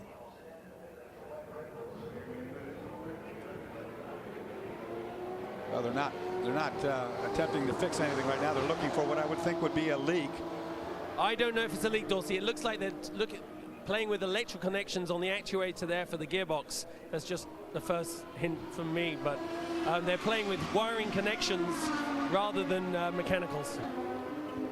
Interesting to see if telemetry showed them the problem and they're trying to catch something before it gets too big, or did David Brabham have a problem on the racetrack and begin to lose speed? One of the things about these cars is they are so technologically advanced, Dorsey. As you well know, the electronics in them, I mean, that is the brain. It's an electronic shift mechanism, the controller for the upshift and the downshift. And remember, 70% is what they're racing to, and we are far from that right now. We aren't really racing yet. I mean, David was just keeping the car out of harm's way. The position sensor shouldn't really affect what you do. That's just a barrel rotation. It might have failed, and that was why you get the F on the steering wheel. Now we're going to fuel the car. Fuel it, Chuck. He said something about the actuator and the shift. And the barrel rotation. They're talking about the shift, the paddle shifter on there. The barrel rotation is the... Okay, David, fire up. Let's go. Give that a run. The barrel, as it turns to the right, shifts the gears. Come back, David.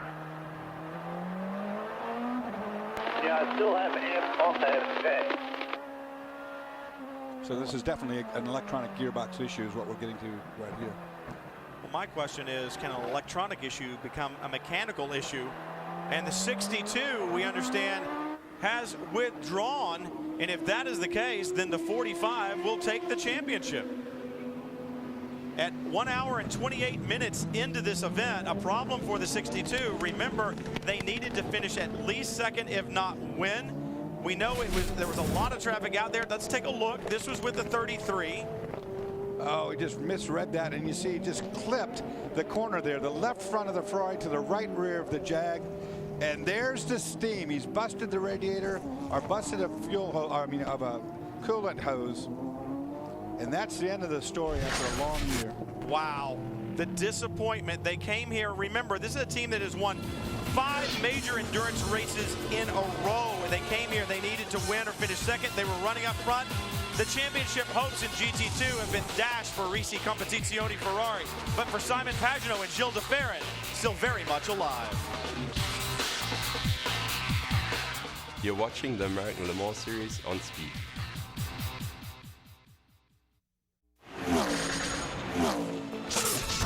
Speed's coverage of the American Le Mans Series is brought to you by Acura. Acura, advance.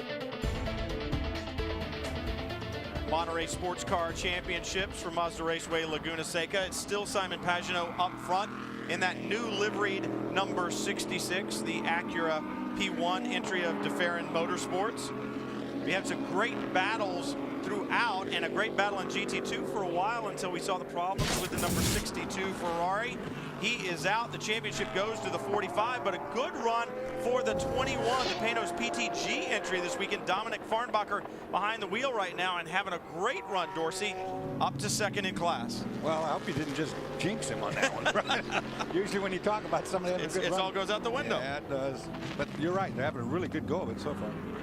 They just checked in with Ian James, the number 21 car. That is the same car they ran here last year, and they did finish on the podium. And when I talked to Dominic Farnbacher earlier in the weekend, he was just so excited about coming back to this track because of the success that they had here last year. And they're still not out of the top 3 in the championship.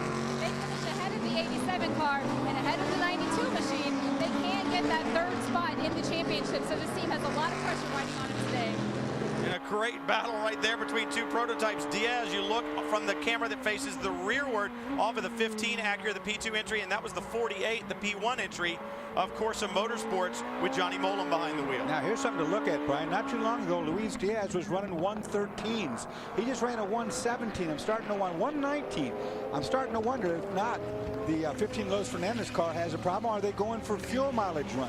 Do they got that thing turned down? And we've seen them play the fuel mileage game earlier in the year. It has won them races. It won them a race at Salt Lake City. We've seen it other places as well. It's probably some of the best strategy from the pit box on that team. Tom Anderson and the boys down there at Los Fernandez Racing know how to get the job done on the track and with strategy. Well, he's running 6 seconds a lap slower than we ran about 15 laps ago. So the speed's not off on the car. I think they're playing the game, Brian. We've seen him win like this. One less pit stop is just that much more time that you're on the racetrack and your competition is refueling. So we'll have to see as Mollem flashes by, running 3rd overall right now, 2nd in P1. You know, if you tell him to turn the ECU down and take the power away, the next car behind you is Clintonfield and is 2 laps behind, so you're on your own. You're on your own, radio communication. You know, you can turn down the ECU and gain mileage. You can pull back the RPM, gain more mileage. And if you could gain a full pit stop advantage, you know, that's huge, depending on what cautions do. Look at Mollem right now, all over the back of the number 99, or the number 9, I should say. The Patron Highcroft entry, David Brabham, is he playing the fuel mileage game, or is that damage that we saw to the under tray a bit of an issue, or the gearbox? We talked about that, Dorsey. We had a chance to ride during break, and we listened to the 66 and the 9. I quite frankly think that David Brabham is using 1 less gear right now. I don't know if the ratios are different or not. Perhaps that gearbox is a bit of an issue, Justin. Well, at first they didn't think it was an issue. The dash just lit up like a Christmas tree, and the alarms were showing in the pits, not in the car. They came in and they actually disconnected that sensor, so sometimes running blind is better than running with a faulty sensor. That was the update I had. It was nothing mechanical that David felt. As far as the aerodynamics go on the rear, Yes, Brian, it does reduce the downforce effect at the rear with the the diffuser system starts very far in front of the rear wheels and literally accelerates that speed. It creates the airflow that sucks the car down to the ground.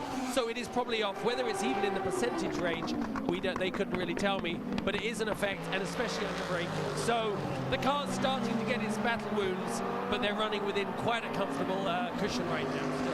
And in the meantime, while all that was going on, we heard on the Fernandez radio they tell Luis to go to fuel map 3. Now, we don't know what fuel map 3 means, but it does tell us one thing. They are playing a game right now. It's not 1 or 6, so it's in the middle. Yeah, so they're doing something right now, strategy-wise. Brabham dropping back. Mollem has moved into 2nd overall and 2nd in the P1 category. So I don't know. I'm going to bet that Brabham is not, all is not well with that 9 car. David Brabham, I should say, 4th right now in class and 6th overall. Well, they just told David Brabham on the radio, don't mess with Stefan. You know, he's not in the picture for us for the championship. Remember, we're playing big picture right now. So just stay at your single pace, what you're doing right now. And the Patron challenge car in a minute ago, we just passed that, and it was smoking pretty good up on top of the hill, too. So it might be trouble there for that machine. Brabham into turn 11. You heard the downshifts there. Just very, very methodical, and maybe that's the case, Dorsey. Maybe it's the, I don't need to rush anything. I'm going to be smooth with the upshifts, smooth with the downshifts. We're going to take care of this box. Maybe it was a sensor problem, but I'm not going to take any chances with it. I'm going to be as smooth as I can. But you and I were talking about electrical issues becoming mechanical issues. Well, it could. I mean, if they didn't fix the problem and you're having an electrical issue and you say you're going to go from 2nd to 3rd gear and it doesn't do it, it gets hung between. You can actually jam 2 gears at once and break a gear, and this is big here, Melanie Snow. Problems. These are your leaders, Martin and Melanie Snow, leaders in the championship for the ALMS challenge class. They need to finish 50% of the challenge class winners distance today if they want to claim their championship. And right now, that Porsche being pushed behind the wall. Yeah, they didn't drive behind the wall. They were pushed behind the wall. That's not usually a good indicator. Talk about smooth, though. This weekend has been a smooth one for the 66 team. And why shouldn't it have been? I mean, the team so strong all year long. Were it not for Sebring, where they scored no points, the championship would be even closer. And if the wing on the back end of this car were just about 4 feet further up in the air, it'd look even more like a chaparral. I think for Gilles de Ferran, this emotional outgo, you know, as he leaves a career, with Jim Hall here, the guy that got him started in pro racing here in the United States, dedicating the car to the 66 car, you know, it's huge. I said before, when those cars went on track before for the display run, the crowd went completely crazy. I mean, they were all up cheering. I think, for me, it gave me goosebumps because I saw those cars run in the 60s. You weren't probably born yet. Impressive stuff. And impressive stuff by this young man all year long. Simon Pagenaud is quite the find by Gilles de Ferran, and I think he has really shown not just us and not just fans of the American Le Mans Series, but the world as well, just what kind of a driver he is based upon his performance at Le Mans this year. And a Peugeot. More on the 57. Jamie? Well, I spoke with a very emotional Melanie Snow as she saw her championship hopes go out the window. She said everything was running fine on the car in the earlier race today that we talked about, but as soon as they got new fuel, the car started acting differently. It wasn't running properly. When they came in for the pit stop, they couldn't even get it to refire. So she believes that something is wrong with the fuel. They have Porsche engineers supporting that team and helping them out, so they're taking it back into the garage area, but a very upsetting day for the Snow family. That is interesting. Perhaps they can go back, pump that fuel out, put new in, and see if that's the problem. Remember, we saw water in the fuel problem at Petit Le Mans for the 6th entry in the P2 category, so you never know. There are the points as they stand right now, 4 or 5 races. See Martin and Melanie with the lead, so it's not over yet, but Hoagland and Fayetta, they're right there, and more importantly, they're still running. They need to get the car back out on the racetrack and complete 50% of the laps of that class, and then Melanie will be okay, but that could be easier said than done. These are not easy issues to fix if it's not a fuel problem. Simon Pagenaud working his way through, still holding down the point. Could it be a storybook ending for Gilles de Ferran in his professional motorsports career? From here at Mazda Raceway Laguna Seca, we'll find out as we continue with round 10 of the American Le Mans Series right after this.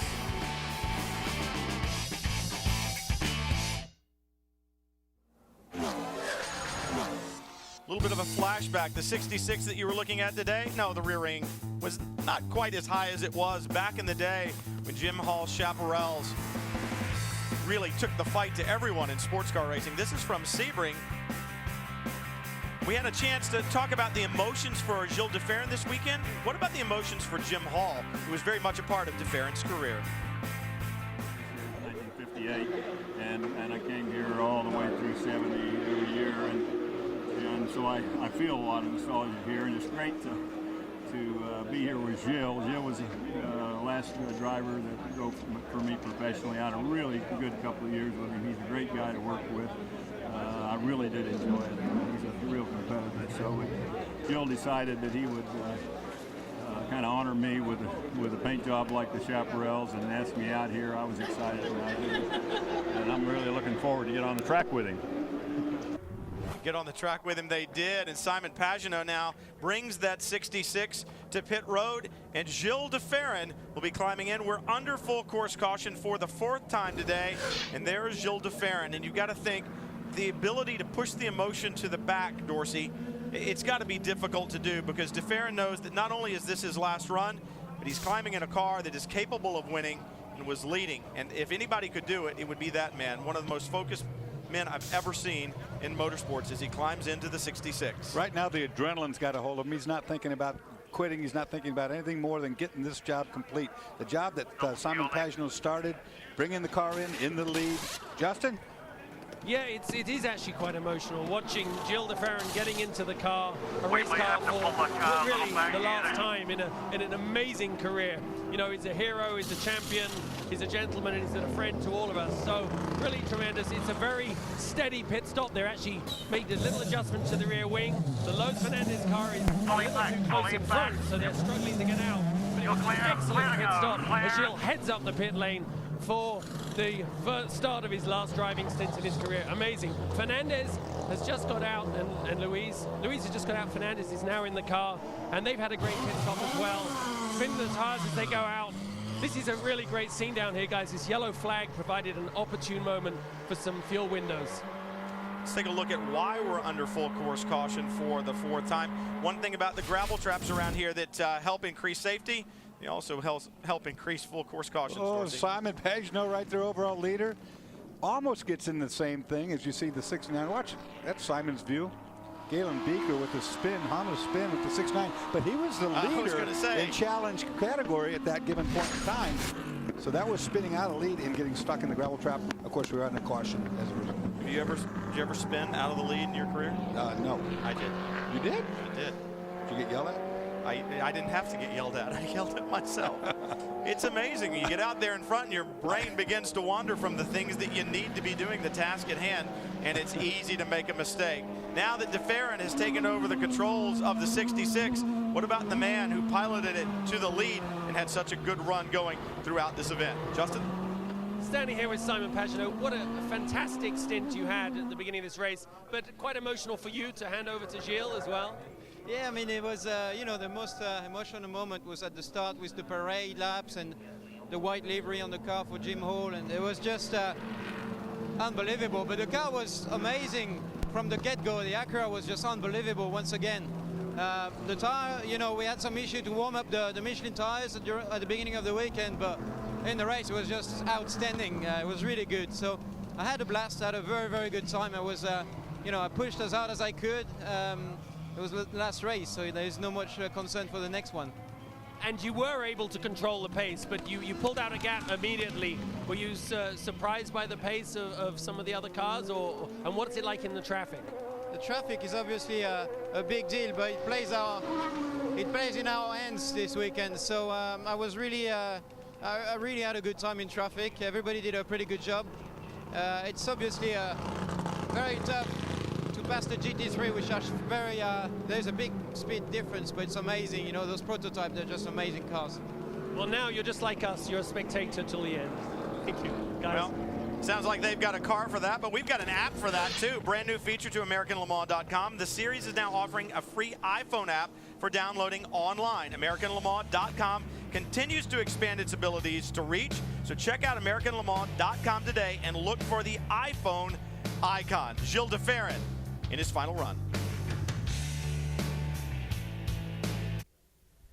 You can get the latest racing news, commentary, and exclusive analysis from SpeedTV.com's personalities and industry experts like Timo Bernhard, Darren Law, Romain Dumas, Andy Wallace, and more. Log on to SpeedTV.com Auto Racing today. Beautiful day here in the Monterey Bay Peninsula. It has been fantastic. We've seen good battles throughout, and including a good battle in the American Le Mans Series Challenge class. There's a new challenge class coming for 2010, the ALMS LMP Challenge class, and they tested it at Petit Le Mans. Yeah, I definitely think this LMP Challenge class is really going to be a hit with the series. I mean, just with the amount of interest that we see here on a day like today. The car, I definitely think, is going to be fast enough. It's built off of an already proven endurance racer, so I think that the teething problems really aren't going to be there, and I'm really impressed.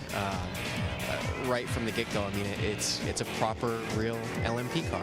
It's not an adaptation or something that's trying to be something else. It is an LMP car, and I think it's going to fit really well with the series.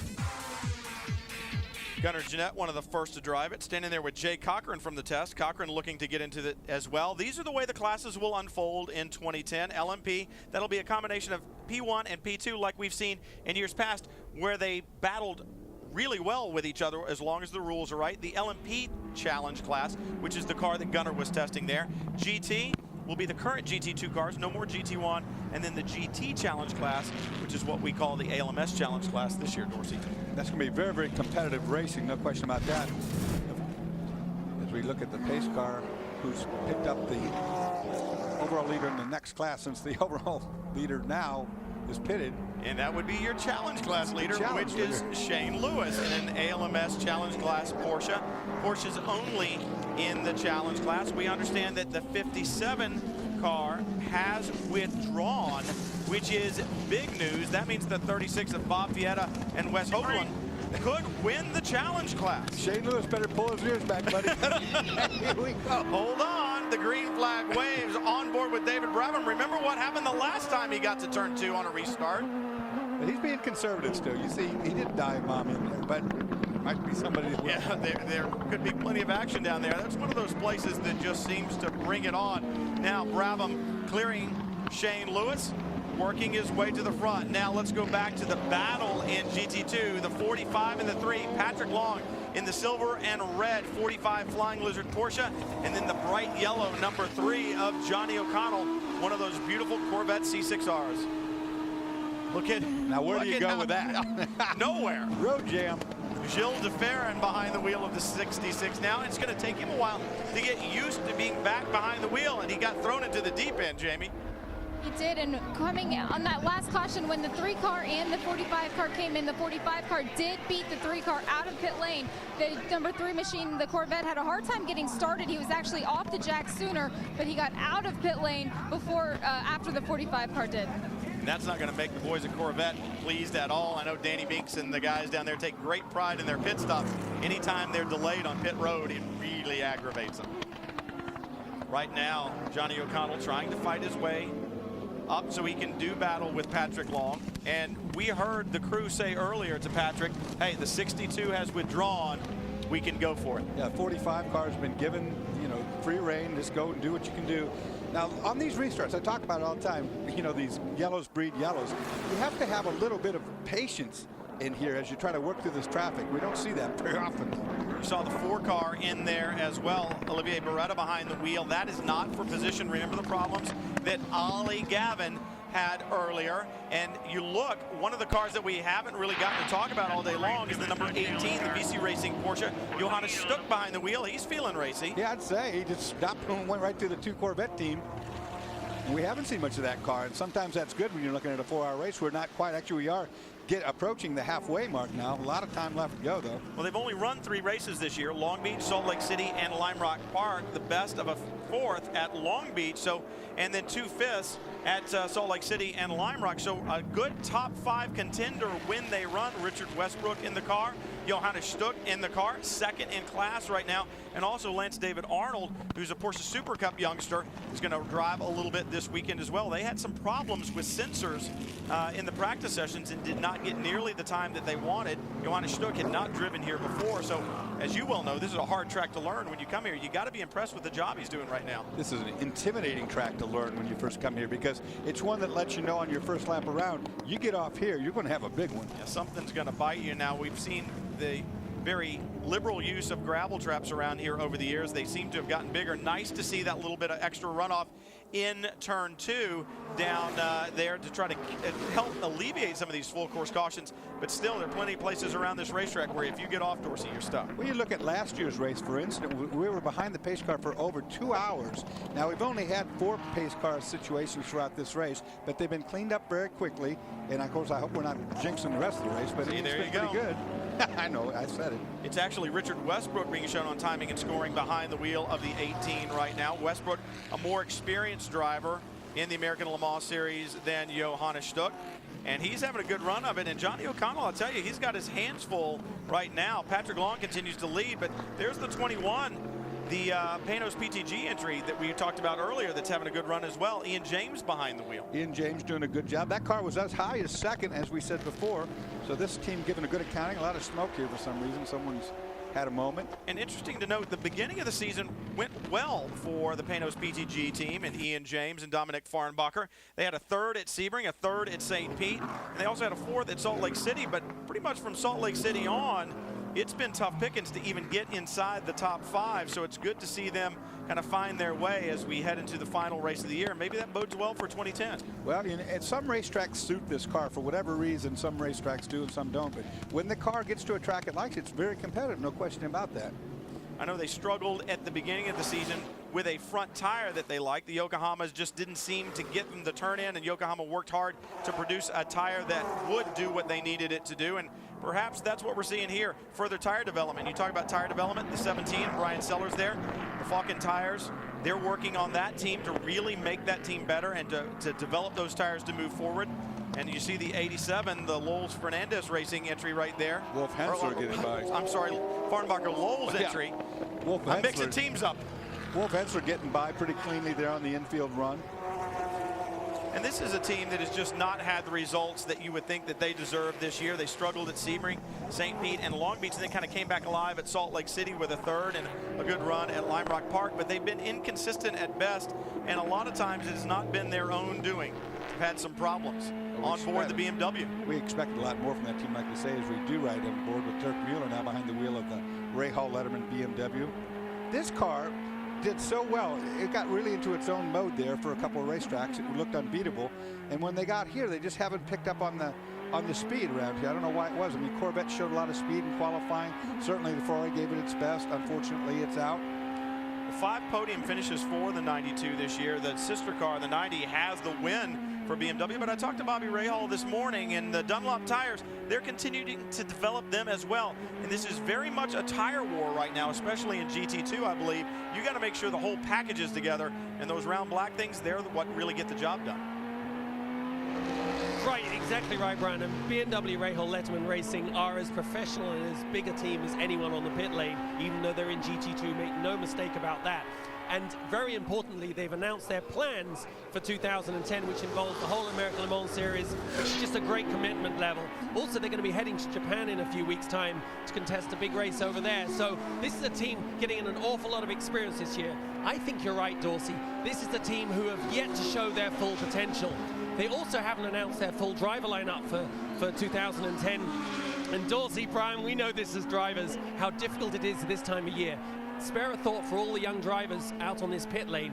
Some of them, many of them, are not unsigned yet, are unsigned going into the off-season, and that is a horrible feeling. Everyone says, oh, you're a racing driver, you're so lucky, and you say, yeah, well, you get paid in December and we don't. Yeah, amen, brother. So Christmas can be nice, or it can be terrible, and like Tommy Milner, he has not been signed yet for next year. He hopes he will be, and he is not the only one. Johnny Molam just said to me, he said, I hope I put in a good enough performance to prove to them I need a good ride, I said, well, we gave you a good coverage on the broadcast because that was a spectacular run. But you're only as good as your last race. So this is a big deal, guys. You were just talking about Johnny Mollem, Stefan Johansson behind the wheel of that Corsa hybrid right now, the Janetta Zytek. And Stefan Johansson slow as he heads up the hill to turn 5. That's a bad place to be slow. If you're coasting, you won't make it. But I think he's got some power. Remember, this car has also some electric capability, so we'll see. It's going up the hill. Up the hill to the corkscrew. Stefan Johansson trying to limp back around to pit lane, but Gilles de Ferran in his final run, the beautiful number 66 Acura, stays out in front. As we said before, will it be a storybook ending? Johnny Mollem looks on, looking at the problems that his teammate is having. We'll update you on the 48 when we come back to Mazda Raceway at Laguna Seca.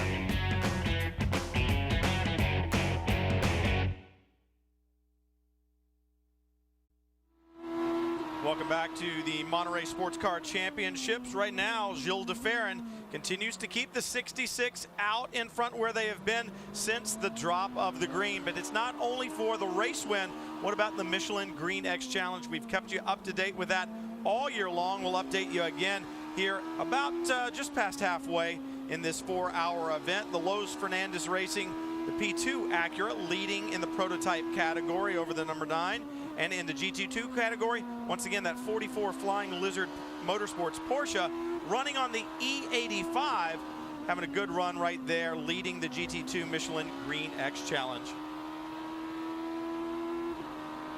Up towards the corkscrew. This is that place on the racetrack, Dorsey, where you said, you know, your heart's in your throat, and then everything falls away. You know, in its own right, it's the easiest corner because it's so slow. But that being said, you get it a little bit wrong, and it's a huge penalty to pay. The easiest corner. Yeah, right. Well, let's take a look at this battle going through the easiest corner. That is the number 18, Richard Westbrook, that is in front of the number 3, the first of the Corvettes in the picture right there. Johnny O'Connell behind the wheel, running 3rd in the GT2 category. And Westbrook, very experienced behind the wheel of a 911 GT3 RSR, really taking it to Johnny O'Connell right now. The number 4 Corvette, the 3rd car in the order, is not for position. It was Danny Binks telling Johnny O, that's for position, keep pushing him. So another thing I'm starting to pick up on around here, Brian, is the fog is returning. And at this time of the day when that fog returns, it drops temperature really quick. It'll be interesting to see how tire compound choices change on this next round of pit stops. Westbrook has run 2 of the 3 races that BC Racing has run this year. Ran at Long Beach and at Lime Rock. And like I said, he's a very experienced Porsche pilot. And Johnny O'Connell is probably going, where did this car come from? I haven't really seen him all year, and now what's he doing in front of me? Well, that's a very good point. I mean, the 18 is hiding all day, and all of a sudden there it is in your face. And how did that happen to us? Johnny's giving him a lot of pressure right now. You saw Richard come off turn 3 with the back end wagon. Well, the other thing is, when you don't know the people that you're racing with, how big a deal is that? It's a big deal because, I mean, you just don't know if you can commit or not commit. You're always worrying about, you know, is this a guy I can drive my fenders inside of without him putting me in the weeds, or is it somebody who's going to put me in the weeds? Patrick Long leads the GT2 category up in front of this battle right here for 2nd. Richard Westbrook holds it in the number 18 BC Racing Porsche, that white and magenta colored Porsche right there. And then Johnny O'Connell once again in the number 3 Corvette. It's impressive stuff by the 18. And we said they had some good runs. They finished 4th at Long Beach and then a couple of 5th place finishes. 4th is one thing, and remember the Corvettes weren't around then. Now they are involved in the GT2 battle, and for the 18 team, the BC Racing team, to come here and run as well as they're running right now is impressive stuff. And look at O'Connell. Yeah, I'll take advantage of that mistake. He runs him on into the dirt. That was a little rough there, John. But I'd have done it too. Now hit your marks, man. Danny Binks. You're saying that was a little rough. Hit your marks. Well, I'm not the team manager. If I was Danny, I'd say, good job, man.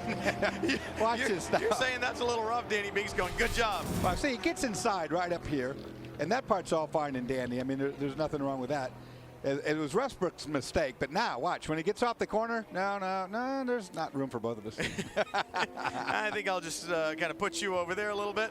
Now, remember the spin that Johnny had at Petit Le Mans. Thank you. I'll push you over there. Now, and when he spun, remember what Danny Binks said on the radio then? I talked to Danny about that the other day. When he said that, was that behind the caution car? He said, are you going to tell me that we just crashed behind the pace car or something like that? We had a really good giggle, Danny and I, about that. He said, thanks for noting that for me. He goes, and you're right. I was not saying that in my helmet, you know. Now that is the number 4 car, the yellow Corvette, behind the VC Racing Porsche right there. Olivier Beretta behind the wheel. And remember, they're running further back. They're 11th in class in the GT2 category because of the problems that we saw Ollie Gavin have a little bit earlier on, and that's the 44 Flying Lizard Porsche that is back there as well. Johannes van Overbeek behind the wheel, running 7th in the GT2 category. Now the second Corvette comes by. Now a good repass. Richard goes to the inside, takes position, and he will run him off if need be this time. He's like, no, I got pushed around by one of you bumblebees just a minute ago. I'm not going to let it happen again. Well, we talk about VC Racing not being in the front during the course of the year. We shouldn't really say it that way. We've seen segments with Richard Westbrook behind the wheel of this car that were really good driven segments, and we've taken note of that as the year went on. So Richard Westbrook doing a great job here, and that was some classy racing going on back there. Now, once again, that was not for position, and I'm sure the team on the radio telling Richard Westbrook, look, that car that's behind you right now, it's all well and good to keep him back there if you think he's going to slow you down if he's in front, but don't lose don't lose the battle with somebody who doesn't really matter. Don't risk damaging your car because you got a good run going right now. Well, that's the deal about running a 2-car team. The 4 car is not in this any way, shape, or form as it went out early on in that crash in turn 1. But it now is a pawn. It's a usable piece of equipment that you can use to manipulate or help your situation. Trust me, everybody runs dual car teams uses this at one point or another. Oh, it went off a little bit there. Yeah, the 18 having a good run today, but this car, remember at Petit Le Mans, the job that David Murray did in qualifying, had a good run. They've come to pit road, and their season's not going to end here. They, too, are going to Japan. Jamie? They are, Brian. They're leaving from here, from Laguna Seca, and going back to their shop at Road Atlanta. They're going to prep the car at Road Atlanta, and then it ships out to Japan on Friday. So Robertson Racing is taking 19 crew members over to Japan to run those 2 races in the Asian Le Mans Series. And when I spoke with Andrea Robertson earlier in the weekend, she said, you know, I'm really excited about going over to Japan, but I am the type of person that just cannot sit still. So I am not looking forward to that 14-hour flight that we're going to have to take on the way. But crew hard at work. This team has done a lot of development work throughout the course of the 2009 season and even in 2008 as well. And we really saw them come to their own, as you said, at Petit Le Mans with that pole position. So running well again today, and they've got a lot of work cut out for them in the coming weeks. Well, I actually raced in Le Mans, and it was privileged to go over there, and these are the cars that are going over to Japan. They should also be prepared not only for that 14-hour flight, but for rain. It rained. I was there 8 days. It rained 7 of the 8. And the little cars you race against over there, you don't know what they are, but they're fast little guys. I think you meant Japan. You said Japan. Yeah, I'm sorry, Japan. They're in 2 different continents. You know well, it's all the same. It's a long plane ride, and Dorsey hates plane rides, so it was a long plane ride. He tries to forget about those. I'm sure you were probably in the middle seat all the way over there. The cars, though, that you race against over there, you don't know what they are, but my God, they are fast. Little bit twin turbo things that just squeal around real fast. Well, David Robertson going to try to take the 40 back up to speed here at Mazda Raceway Laguna Seca, where Gilles de Ferran continues to lead overall. The 66 not putting a wheel wrong all weekend long. There's Danny Binks watching on. He was just on the radio with Johnny O'Connell. De Ferran leads overall, and what a great run right now in P2 for Adrian Fernandez. Can they tie the record for the number of P2 wins in a series? Hey, you're watching the American Le Mans Series on Speed. Thursdays on Speed. Don't miss Big Block Thursday. 3 big hours of races, chases, crashes with Pinks all out at 8, jacked at 9, and wrecked at 10. You got plans Thursday night? Well, you do now. Big Block Thursday beginning at 8 Eastern, only on Speed. Now that shot is beautiful, but it doesn't show the elevation change. When he was hanging back, off to the side, you could really see it. That gives you a pretty good idea of what it's like dropping off the corkscrew. That left-right.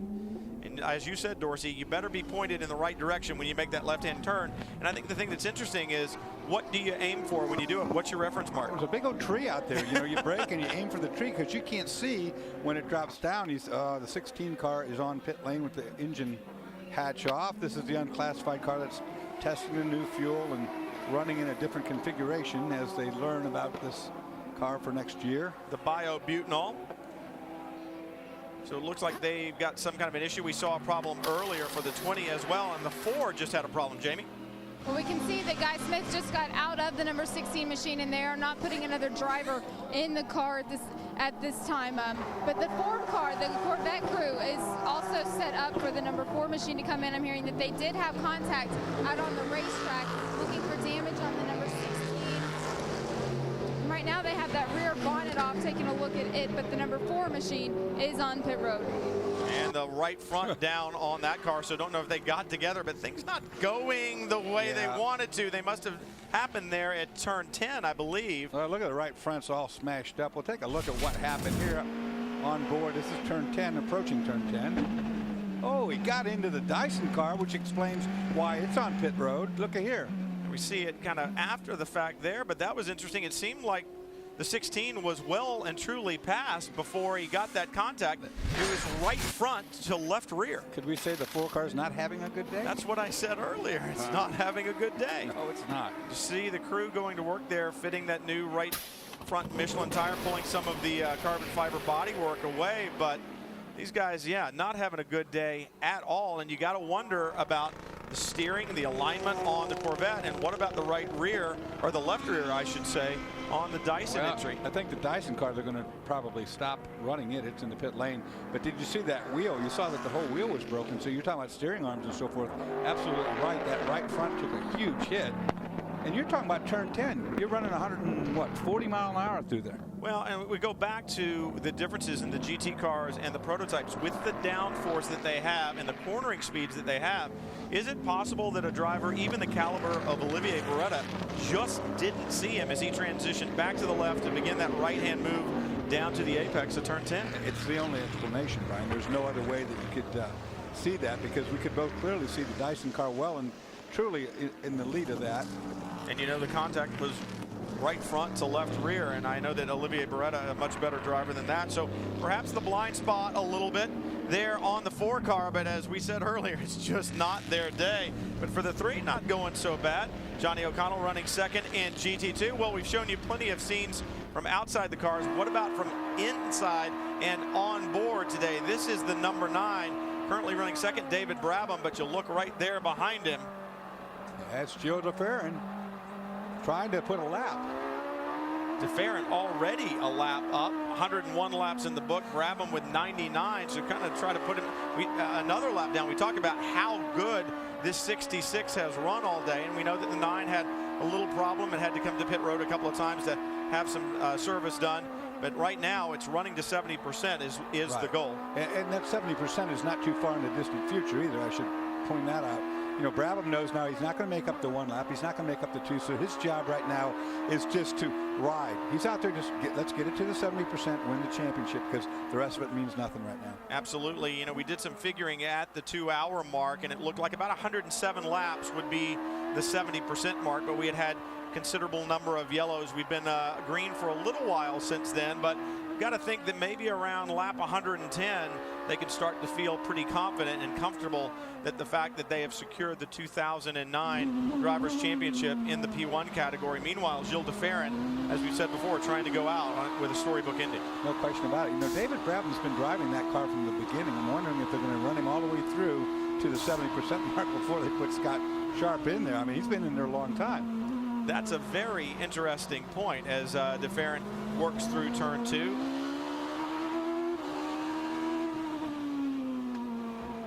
DeFerrin working through traffic, but we'll head back down to pit road and Justin Bell. Thank you, Brian. Something that you and Dorsey in your Ritz-Carlton style booth, Eagle's Eye nest up there in the booth won't know is that the temperature's actually dropped by about 10 degrees since the start of the race, and the fog's come in, as you pointed out, and it's very, very cold. So just when BMW came in, I was watching their pit stop, and I went to the Dunlop engineer. They were testing the track temperature quite adamantly beforehand. And I asked if they were starting to use different compounds, and they have. What they actually put on was soft fronts and retain the hard riz. That is because while they obviously can't do much about the weather, they can control the compound levels that they have on the car. So right now they've got a mix, an intermediate sort of setup, if you like. Dorsey, which obviously indicates they've got an understeer, a push in the car. and because you wouldn't want a harder rear tire around here because it is so slick, the surface. So you're going to see a lot of that start to happen as the teams are working with their tire engineers. We heard from Michelin earlier. They're doing everything they can on their side with their specialists to bring their knowledge to help the teams. So it's not just the teams that are working hard here, it's reams of these amazing tire engineers who are on top of their game. So you can see the fog rolling across the hills here, and we're going to be in for the temperature's going to drop, so soft compounds all around, and I bet the drivers are saying that on the radio. And we can actually see on the tires marked there, Brian, you pointed out to me the XS, which is Michelin's extra soft. That's soft, or that's a Dunlop, but that's extra soft. That's as soft as they make. Things beginning to change, especially the weather here. You know, we've seen some great racing today. The series needs your help in selecting the move of the race. So after the race, take the Paddock Pass poll on AmericanLeMans.com to vote for the turning point of today's race. We want to hear from you at AmericanLeMans.com. As the weather changes, pit stops are made. We will see those softer compounds. And will the order change? We won't know. You'll have to stick around and find out.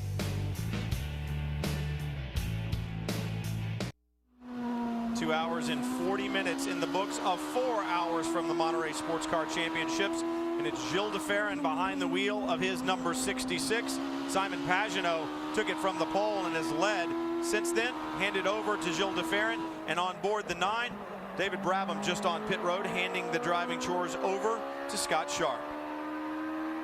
This is going to be difficult for Scott. We heard him saying on the radio, telling him which gear they were in, Dorsey, because that sensor that they unplugged earlier is obviously taken off the reading there on the steering wheel, telling the driver what gear he's in. Yeah, up on the dash is an LED that tells you what gear you're currently in. You got 6 speeds in this car, and they can still see it on telemetry in the pit lane. So when it comes to a pit stop, the procedure is to come down the pit lane on your speed limiter and then get down in the first gear and shut the car off. You wouldn't know what gear you're in without them telling you that, and that's pretty pertinent to get restarted, because once these cars are stopped, whatever gear you're in is what gear you're stuck in. And we saw that earlier when we saw the number 6 with Greg Pickett go off with his Porsche Spyder. It was stuck in a gear and he couldn't get it back into neutral to get running again. Well, we also heard the crew telling Scott when he went out, the tire temperature is very cold. The track temperature is very cold. Just be careful. We did our computations earlier and looked at about 107 laps as being 70%. Based upon our calculations, we'll just have to see. If we don't have many more yellows, that number will go up. It's kind of a moving target. So we know that they're close to it, but they're still going to have to make sure that once the checkered flag falls, they are well within, or that they're within that 70% mark, and the championship will be theirs. But there's still a long way to go, and you certainly can't give up right now. Scott Sharp taking his time to get that Acura up to speed. Meanwhile, de Ferran on a tear. Adrian Fernandez is the one that I'm impressed with right now. He's the one that's beginning to pressure de Ferran. There it is, Adrian Fernandez. He's going to try for the overall win. He said he would at the beginning of the story. And you see how hard he's driving right now. For Scott Sharp, of course, all he's going to do is run it to the finish. But this man is going to try for a win. I spoke with Adrian Fernandez and Luis Diaz earlier in the weekend, and they said that they've really been studying the computer simulations for the race today. They are running the same car that they ran last year, but they didn't have all of the new little bits and pieces on it that the other LMP2 Acuras had. So it's really their first time at the track with this car in this particular configuration, and they were expecting to be just as competitive as the LMP1 cars, just because of the characteristics of this track. Because it is so tight, the more nimble LMP2 car is a little bit better under those conditions. But LMP1 championship at stake right now, and Justin Bell's down with David Brabham. Thanks, Jamie. Well, that looks easy, DB. Yeah, right, yeah. Oh, we try to make it difficult for ourselves out there, but yeah, I mean, the car's running fine at the moment.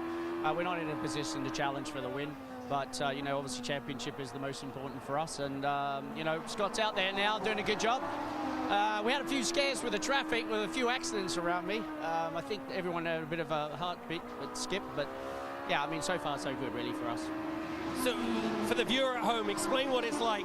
Even though you're running a little more conservatively, it doesn't make it easier, does it?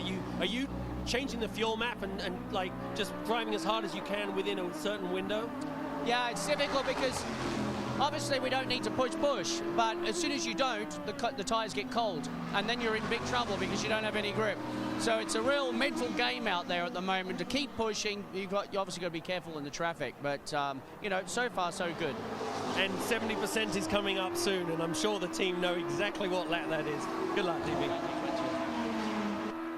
You heard David Brabham say, yeah, you got to maintain that mental focus. And we talked about it earlier. It's a rhythm thing. You know, if you slow up too much, you get off rhythm. Like you said, the tires get cold, particularly the fronts, which are the same size as the rears on this Acura. Then you get understeer. Then you make that slight little mistake, and you're out in the gravel trap.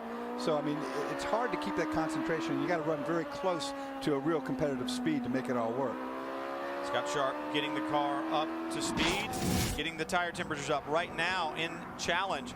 Bob Fayeda, he and his teammate Wes Hoagland, they are leading this event. And don't forget that the Snows, Martin and Melanie Snow, had to take that car behind the wall. If they were able to hold on and win this thing, 25 points on the line, bonus points, because this is a 4-hour event, not the typical 245. We could see what we didn't think we would see, and that is a different champion other than Martin and Melanie Snow that we had almost handed it to. Well, sadly, when the Snows went behind the wall, we said if they could get back out, but the problem is they didn't come back out, and if they haven't made it by now, I don't think they will. Oh, problem with the Ford GT. That is exactly what we talked about, Brian, in the corkscrew. I am assuming that he got too fast at the top of it. That's David Robertson driving the car, and you could see how it had smashed into the asphalt as it came to rest at the bottom with a spin. No contact, I don't believe, with any other car. I don't see any damage. It's David Robertson behind the wheel. The other thing that's changing right now is visibility, Dorsey. Not because it's getting so foggy you can't see, but you know, you're in that car. If you've got a dark visor on, yeah, he's already off. Yeah, he's off at the top, and watch here as it comes back on. It's going to crash the front of the car. Yeah. Well, he almost brought it grinding stop to it, and he's at a bad angle for all these other guys. Almost better to have gone on the other side of the curbing a little bit further down the hill, but he's back up to speed. You see the problem with the splitter. Yeah, he's busted the splitter on the nose, and it's going to start flopping up and down, and I'm sure they're going to have to bring it in to fix that. The harmonics off of that is just enough to knock your teeth out. Looking back to GT2, a little bit further up, I should say, actually, the 21 and the 18. We've talked about what a good run the Panos PTG team is having today. Ian James behind the wheel of the red and black number 21, the Panos Esperante GT LM. Giving chase right now to the 18, Richard Westbrook behind the wheel of the VC Racing Porsche right there in front as they head up the hill into the corkscrew. That Panos team PTG, guys, they were hoping for was that this fog would roll in. At about this point in the race, they know that the Panos and those Yokohama tires work very well when the track conditions, when the track temperature rather drops slightly. So what they're hoping for is that this cooler air is going to move in, and they're going to have that little bit of extra push on both their tires and the car in order to finish on the podium today. This cool air will help that V8 behind that plane, or the power plant in there will be making some good horsepower. And if they're on a setup that is good for low grip, cool weather, it's going to be very good for them right now. Saw the 18 throw some rubber up. You see the marbles to the outside. We talked about a little bit of a tire war, especially in GT2. I think you're seeing the results of it. In fact, Gilles de Ferran continues to lead. Adrian Fernandez, we talked about it earlier. Could they make it 8 wins in the season? That would tie the record in the P2 category. The crews look on. We still have plenty of time left from Mazda Raceway.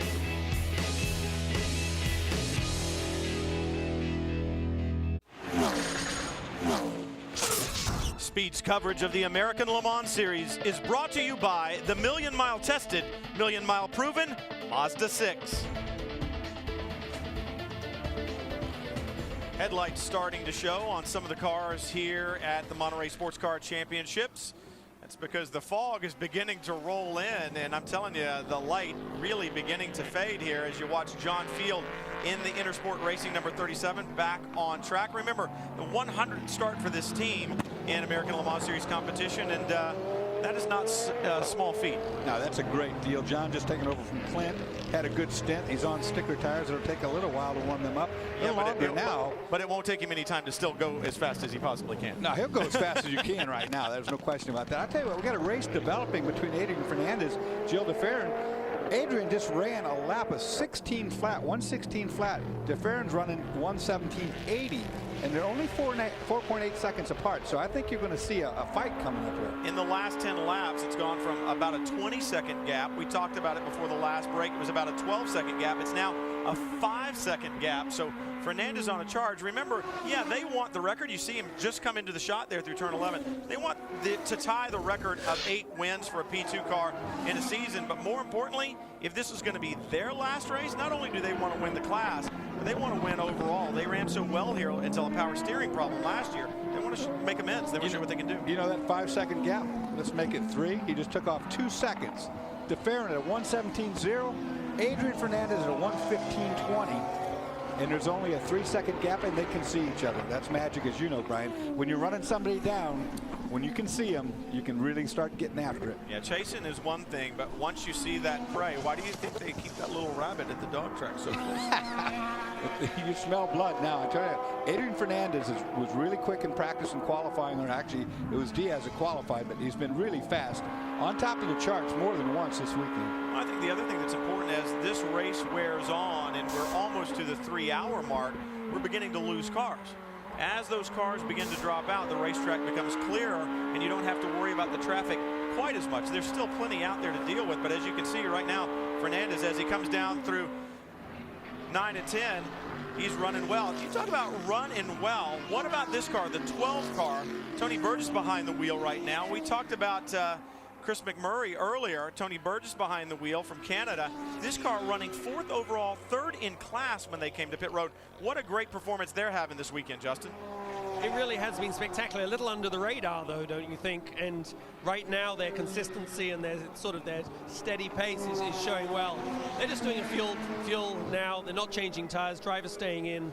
And actually, a very distinctive car out on the racetrack. This silver with the orange and white. So, you know, it's a proof that as the season gets on, people get more consistent. And they start getting, they can't start it up. So everything I was saying might go out the window there. They're having a problem starting it. Driver is pushing on every button he's got. Change starters. Swift action there. You heard the pit guy saying change starters. A lot of, okay, he's started, lights are on, off he goes. Go, all the way out. So everything I just said, gentlemen, was true until I said it.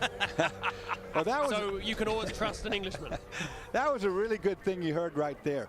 You know, car wouldn't start, they said change starters. Now, that doesn't mean the mechanics are going to go back there and unbolt the starter and put one on. These cars are equipped with dual starters, so if one should lay down, you have to shut the engine off every time you come into a pit stop and restart under its own power.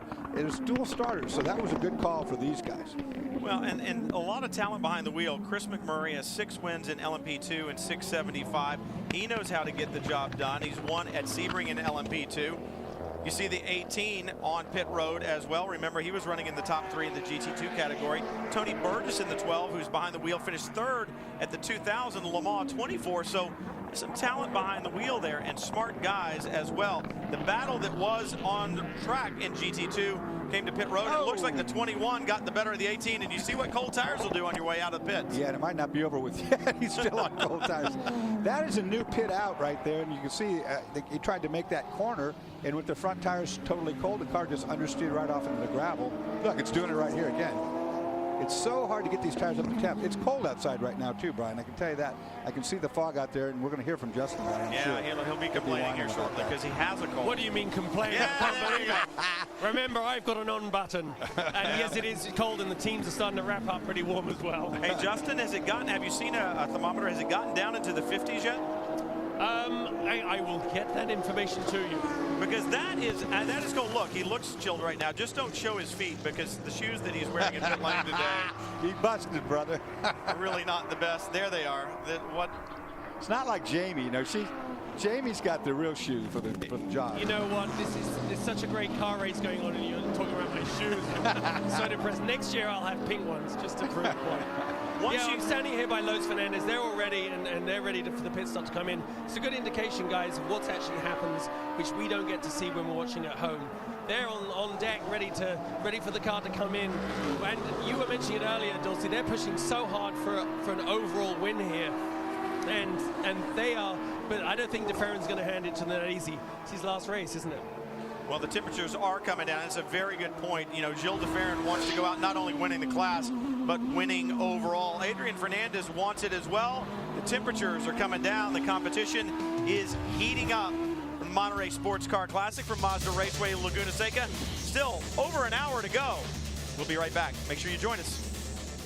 You're watching the American Le Mans Series on Speed.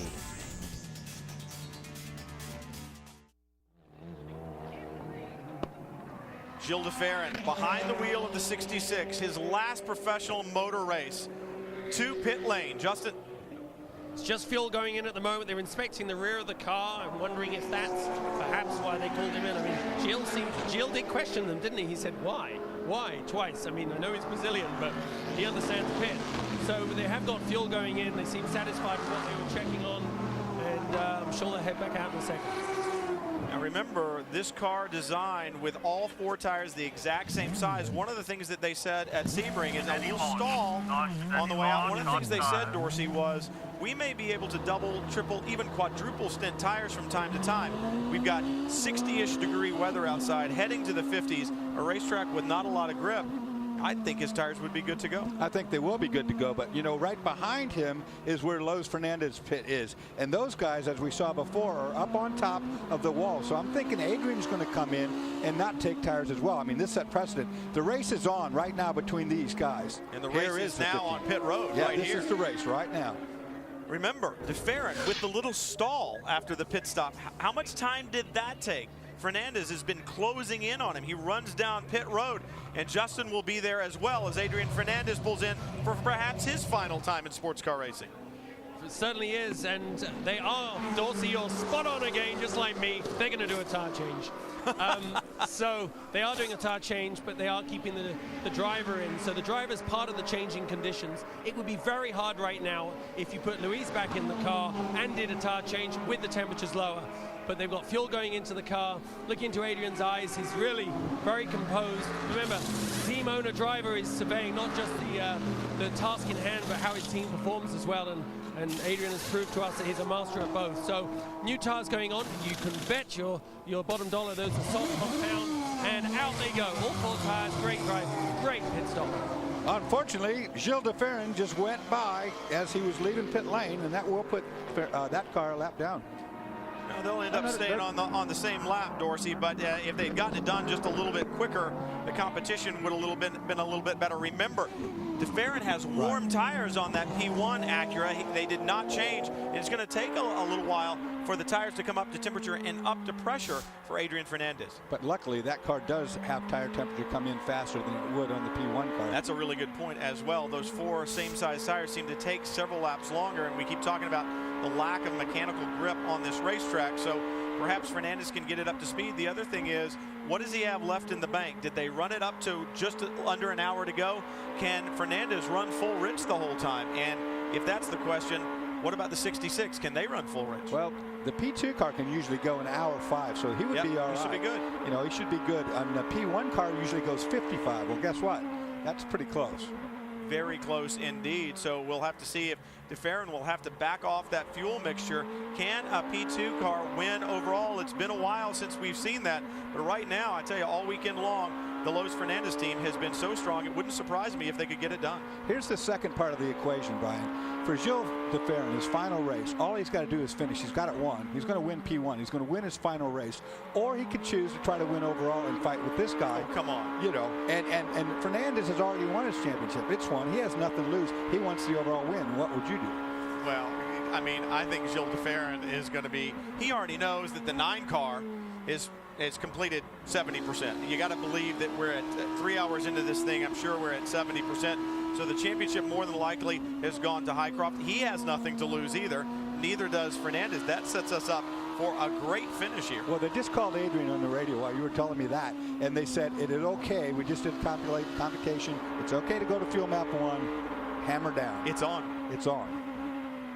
He's got all the fuel and all the horsepower that car can make, and they've already said it will make it to the finish. Tires are still coming up. Telemetry helping the crew say the tires are still coming up to temperature and pressure. That is a great thing to know as a driver, because I mean, you can feel the grip coming up, but you don't know that it's all the way there yet. The telemetry from the car back to the pits is telling the pits it's not. He was saving fuel. Wow, did you hear that?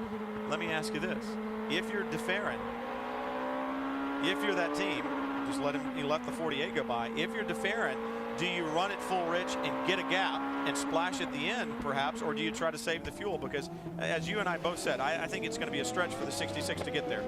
You know, with 55 minutes left in this deal, a caution could happen, so they might run it rich right now, try to get a gap. But remember, the 2 cars are similar in lap time, so I don't think you're going to get much.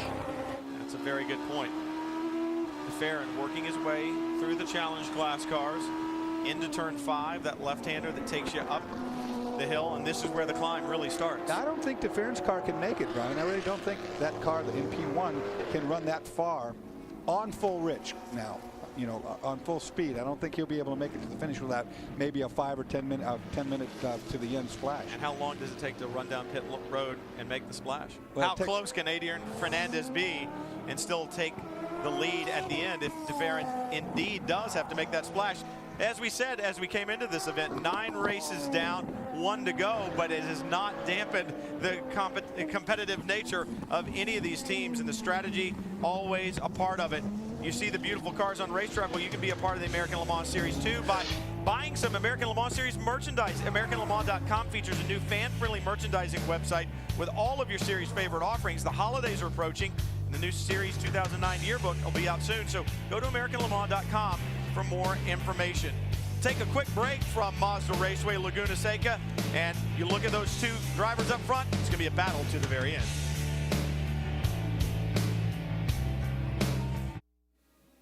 Race fans can get the latest racing news, commentary, and exclusive analysis from SpeedTV.com personalities and industry experts like Timo Bernhard, Darren Law, Romain Dumas, Andy Wallace, and more. So log on to SpeedTV.com. Auto racing today. And a pit stop for the number 3. Just moments ago, the 45 had been to pit road. Now the Corvette, Jamie. The Corvette's on pit road, and the crew just went to shut the driver door, and it did not get shut all the way, so they just reshut that. They did a standard pit stop, fuel, 4 new tires. They have to make it back out of pit lane, and I said this before, they had trouble getting that car refired on the last stop, and now they're still having a problem with the door, so they lost a lot of valuable time in pit lane. Looked like they had trouble with the window net on the door getting lodged in at the top where it closes. Just went by the start-finish line. Just letting him know where the 45, the Flying Lizard, you heard Dan Bing say he just went by the start-finish line. Still waiting to see that 3 car. That run down pit lane at the speed limit is painfully long. Oh, it's very, very long when you got a guy coming up the front straightaway at 150 miles an hour. For sure, there's the 45 car, which also we should say made its pit stop just a moment ago, and it was a good one too, Brian. Jörg Bergmeister behind the wheel, taking over from Patrick Long. We talked about the fact that this would be Jörg's 4th championship, the 2nd championship for Patrick Long. Good friends, and it's a shame they couldn't have shared the championship together, the 2nd one that Jörg had. But we talked about Patrick being drafted to Penske Racing to do a little time in the Porsche RS Spyder, and I don't think you tell Mr. Penske no when he gives you an opportunity. I don't think you should do that. It'll never happen more than once. No, you have one opportunity to do it. Now, the Farnbacher Lowell's Porsche, who was your leader in GT2.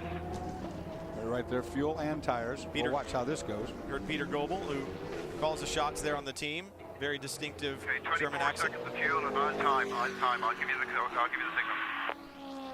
Time, fuel, stop. Tires are being set out. It'll be interesting to see, will they change all 4 or just the rear tires? Usually on the Porsche, it's the rears. But the big question is, are they going to change tires because of wear or because of changing the compound to have a better tire to do battle with? You see the 45 flash by, while the 87 still sitting on pit road. And let's see if the 3 gets by too. There it is, the 87. This is a time fuel stop. They can't put the tires on until he's done. Now watch. Let's see what they do. 3 is going to get by. So first place is gone as far as Jörg Bergmeister. Now Jan Magnussen in the 3 flashes by as well. It will be right side tires at least. I didn't see left side tires go on. I didn't either. I think they took 2 and they took them on the right side. That is strange for Porsche. Like you said, they normally go with rear. I got 4 tires, or how many? Yeah, you got 4 tires. Well, we were wrong. Peter told him 4 tires. And we'll have to find out if he lied to him or not. I think Jörg was surprised how fast that stop was. He said, did I get 2 or 4? Scrub tires on you. You're Wolf asking. They're scrubbed. Ah. Okay, there's asking stickers. Yeah. He said, no, they're scrubbed. So scrub tires for Wolf Hensler as he heads back out. 3 hours and 15 minutes. Just about gone in this event. Just a little over 3:13 heading that way. As you see Scott Sharp head up the hill. 128 laps in the book. Based upon the math that we had done, we're past the 70% mark. And when you look down at pit lane, I think their math works as well. David Brabham, Duncan Dayton now celebrating on pit road, celebrating the championship, and this is great stuff. For Duncan Dayton, the first championship in American Le Mans Series competition in their P1 program. For David Brabham, his first American Le Mans Series championship. That makes Patron Highcroft Racing only the third American team to win a P1 championship. And it makes Scott Sharp only the second American driver to have won a P1 championship. Justin, you're not drinking champagne or Patron down there yet, are you? It wouldn't be champagne, would it, Brian? Brilliant, Duncan. That's fantastic. I mean, what a vindication of an incredible team you put together. And the race isn't even over yet. No, I know. We're trying to be careful that we pay attention to what's going on. Obviously, we're all ecstatic with the P1 championship. Real tribute to the team. It's been a real honor to work with these guys. I think they're the best in the business, and we showed it last weekend at Petit. And this team just never gave up, and we keep digging, and we're still digging here tonight, and maybe we catch a break and go up a step or two. Lars, let's go back a week or two. Did you ever think it was like a lost cause at that point? I mean, with that accident was enough to send most people back to the, 2 o'clock in the morning, just sitting there going, what on earth has happened? Well, the championship certainly didn't give itself up easily, I'll say that. But it's a testament to this team that we just didn't give up and kept digging, and so there have been some dark days. But it all is a race right here, right now. And you've got to say something for the opposition. It's been a battle all year. Yeah, I can't say enough about Gilles' team and obviously Robert and all the guys over there. It's been a real collaborative effort all year. It's been a hell of a title fight. I feel like I've been in a 15-round knockout boxing match, and it's gone back and forth, but the entire time it's been great camaraderie, great sportsmanship. We've helped each other out. They've helped us. We've helped them. We've had communal spares and shared setup information, all that sort of stuff. So it's been trying to push the Acura program forward. But once we get on the track, you fight hammer and tong. Well, before you get into the final stages of this race, your plans for next year. I mean, Scott made a big announcement this morning with Ed Brown on the Ferrari program. Does that affect his status as a driver, or is he still with you, and what's the score? Yeah, no, he's still with us, and I think you'll see probably more of the same from us. We're committed to racing prototypes in the ALMS for sure. That's what our bread and butter is, and so we want to try to defend this championship. And it's a great move for Scott. I mean, he's great pals with Ed Brown. It's sort of a natural evolution for him to get a team set up and work into a team owner's role, and he'll still be driving and trying to do both for a while, and then see what happens from there. But we're thrilled that Ed's going to be joining the LMS, and to have another Ferrari competitor on track is going to be super. Well, I know what's going to happen. There's a race between us announcers to who can get to your hospitality first after the checkered flag. Brilliant, Duncan. Good luck. When Justin is on pole position down there to get to the tent first, I think the other dark days that Duncan didn't mention, his entire crew had the flu as they came here. So they have worked under trying conditions, not only at Petit Le Mans, but here at Mazda Raceway, Laguna Seca as well. What a season it has been for the Patron Highcroft team. It culminates in a championship, and it came down to the bitter end.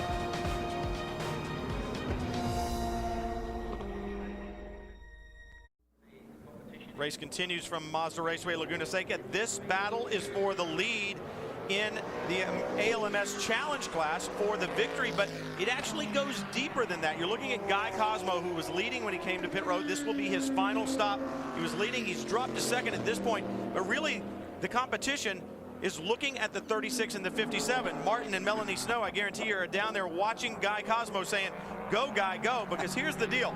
Bob Falleda and Wes Hoagland, who are in second in the championship for the Drivers' Championship in the ALMS Challenge class, if they held down the point, if they won this race and the Snows dropped out, which they have, Hoagland and Falleda would take the championship. But right now, they have dropped to third after leading earlier. Cosmo is now in front of them. Mitch Pagery in front as well. And so perhaps the Snows have gotten a reprieve. Well, Falleda and Hoagland, if they should win, would win by 1 point. If they finish second, they lose, and they're currently running third, which puts them way down the way. So for Melanie Snow, I mean, she was very distraught when the car broke on her, but it's not over yet. They can win this championship still. Absolutely. 37.5 minutes left to go. Anything can happen. So Bob Falleda, as talented as he is, certainly isn't going to give up. He and Hoagland have won this year at Lime Rock, and the rest, 4 other third-place finishes, so they know how to get the job done. Got Sharp getting hounded right now by the 48 car. Stefan Johansson. And remember, we heard on the radio earlier they were going to disconnect the power steering in the 48. Right, I'm not sure that ever happened, though. If it did, Johansson won't be able to drink a glass of water afterwards if that's the case. This is not for position. No, it's not for position. And I heard also in the meantime that Brabs is going to bring in, David Brabs is bringing the 9-car on pit lane here for the final time.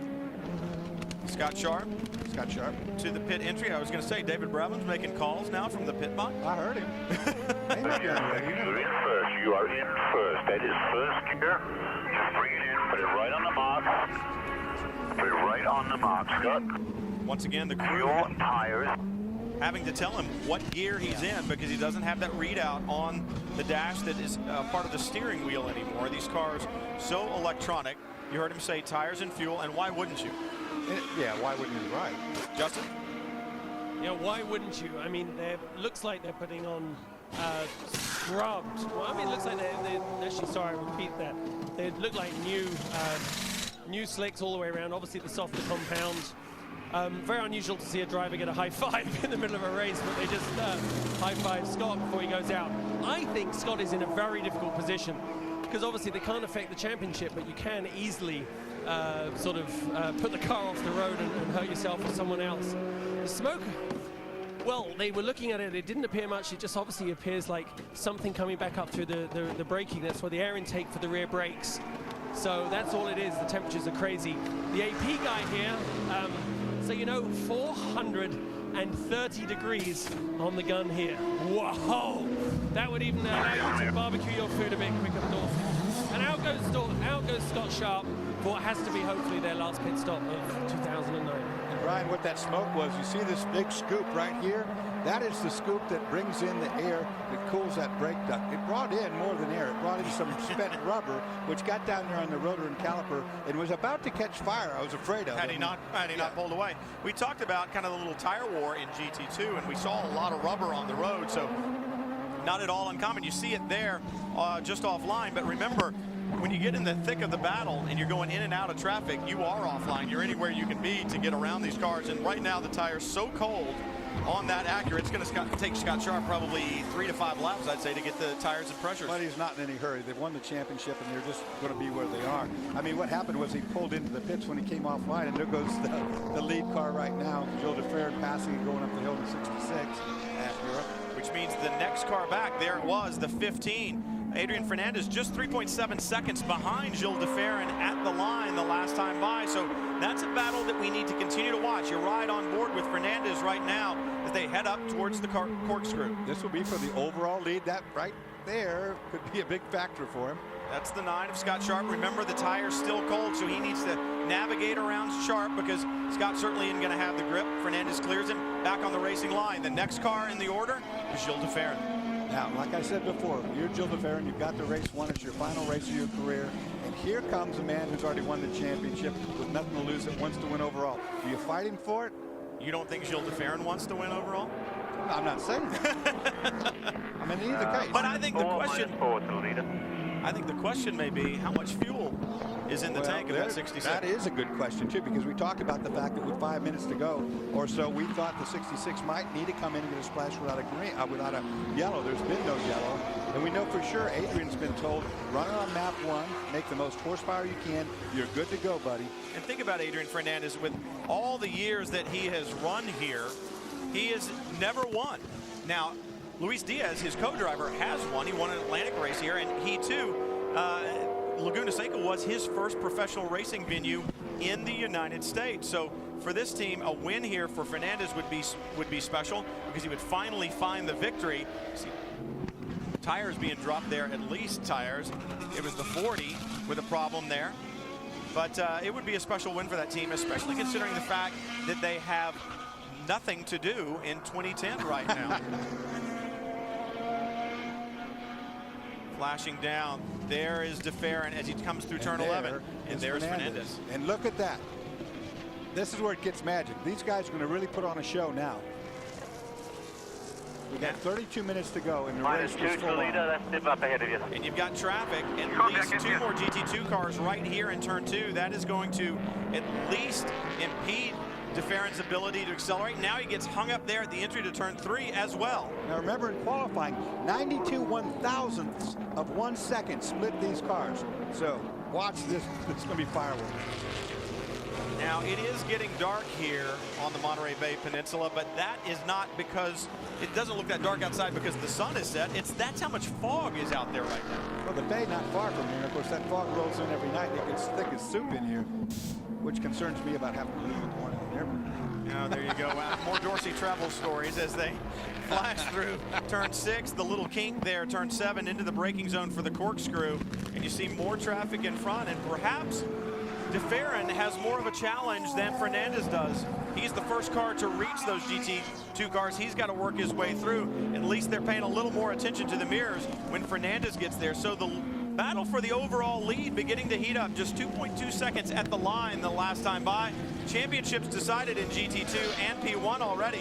What about the bragging rights? They are still to come from here at the Monterey Sports Car Championships. Mazda Raceway, Laguna Seca, David Brabham. He'll have a celebration this evening, that's for certain.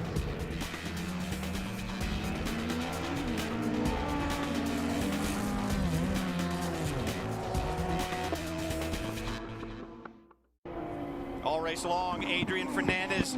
We talked about it. Does he have a car to win overall? And the pressure now squarely on Gilles DeFerrin's shoulders as they flash out the corkscrew.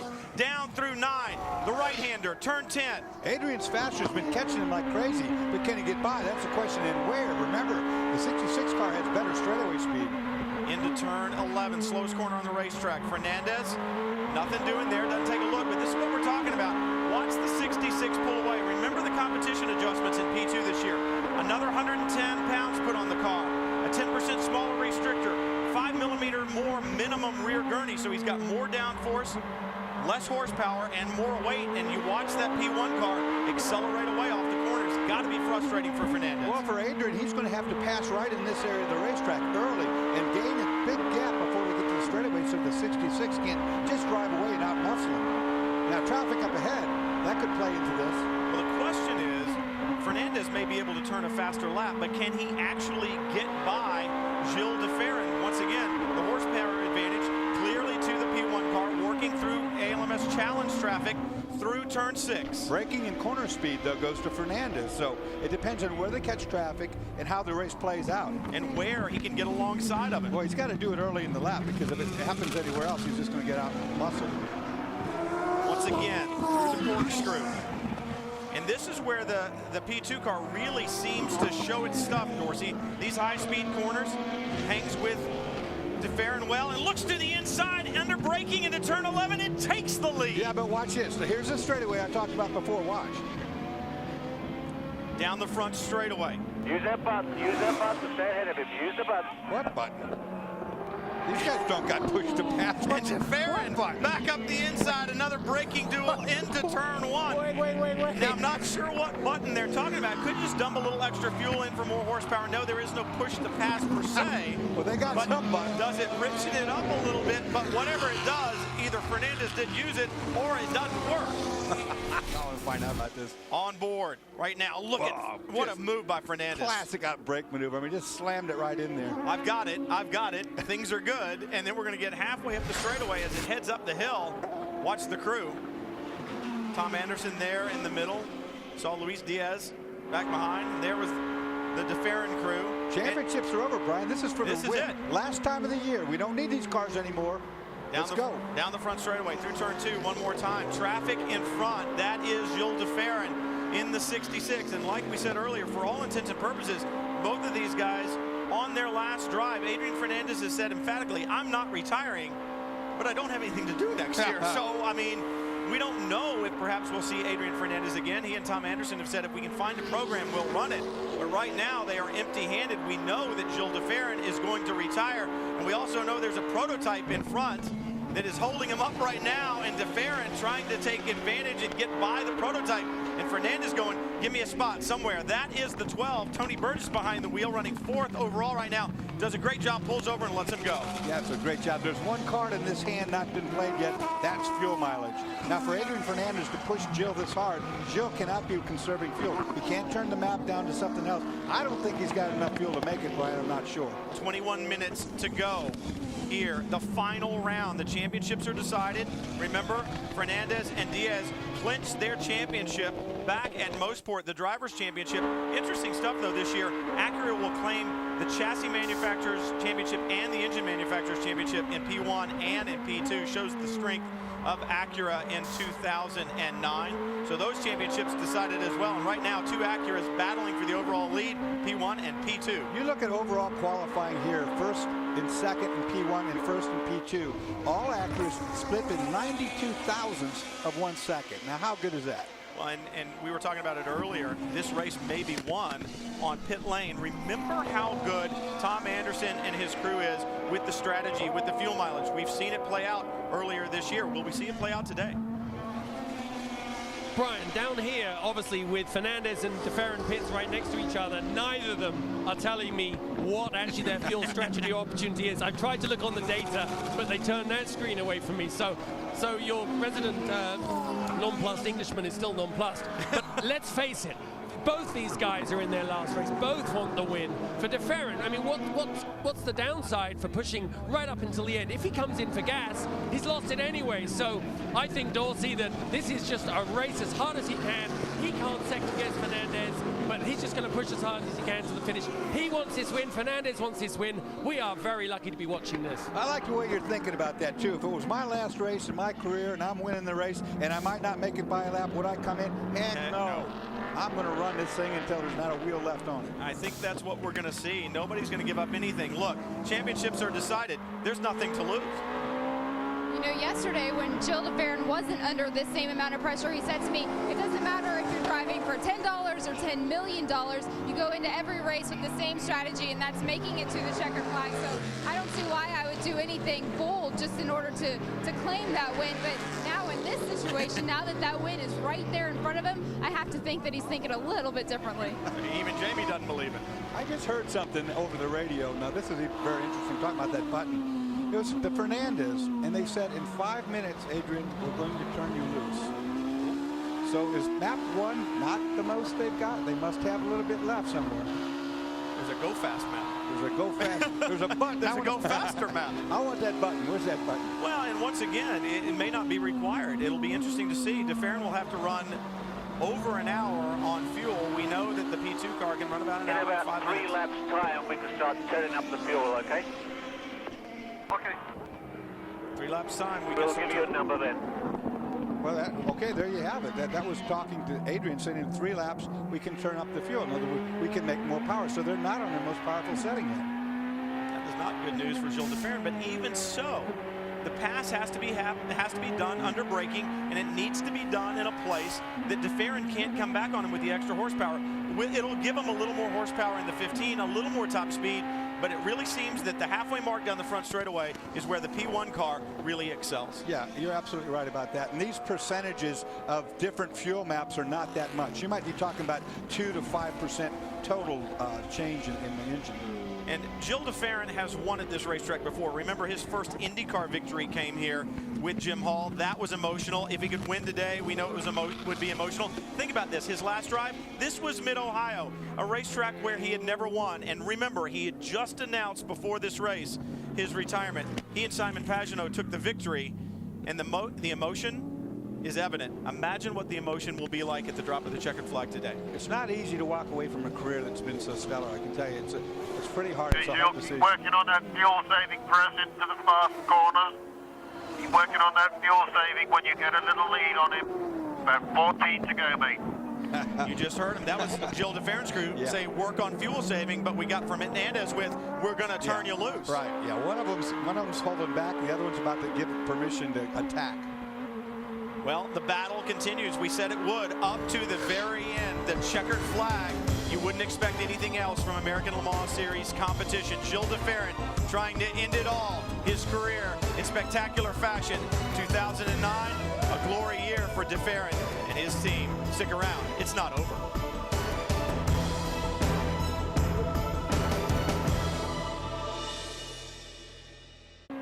Well, we know you dream about speed, so we're introducing Speed Dream Ride.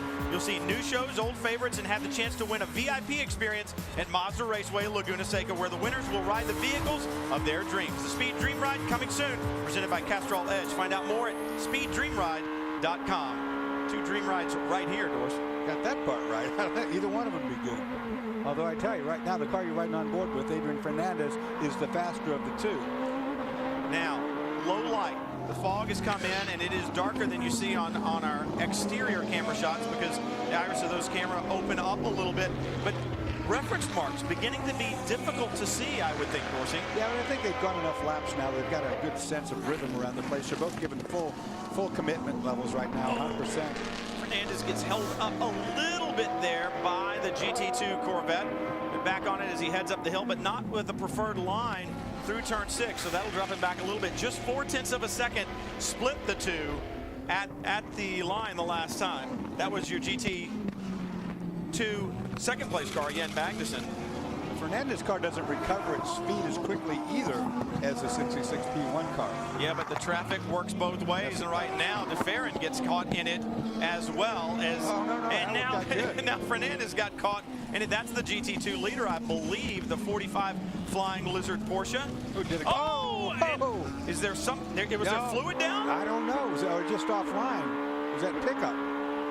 It almost looked like I saw something come off of the tires from both the Porsche and from Fernandez as they came out of turn 11. We talk about reference marks being hard to see, but if there's debris on the racetrack.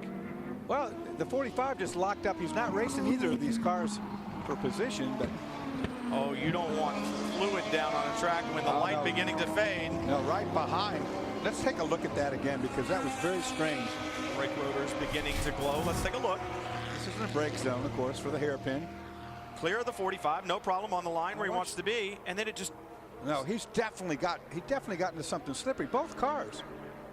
Maybe that's just dust over there off the 45, but it almost looked like Adrian had to touch the brakes again. There's why the 45's running so hard, because the 3 cars right there, the Corvette's right behind him for the class win or lead.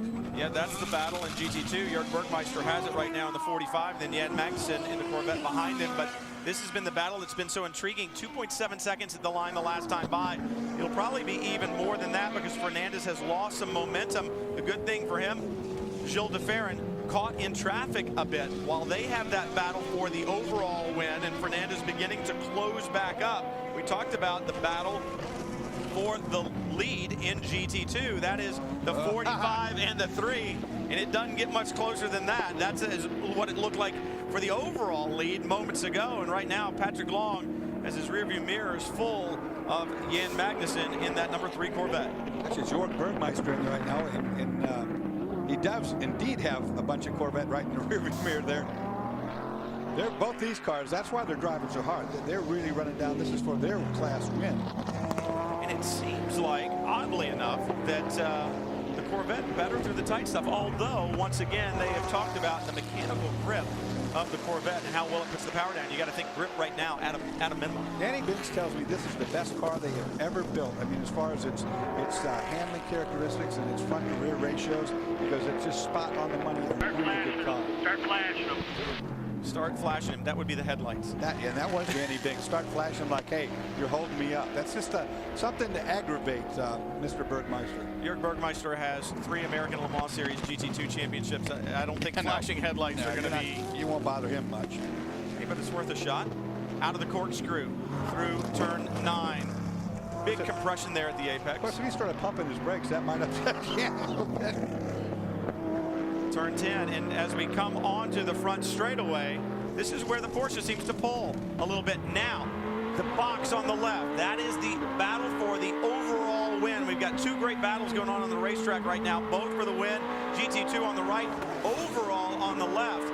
P1. Mixture one and go for it. Oh. Mixture 1 and go for it. There you have it. That's Adrian Fernandez getting the call. Let's go. Put it on full horsepower and go for it. Now let's see what he can do. Farron just a little bit loose off of turn 5 as they head up the hill, working some GT traffic right now.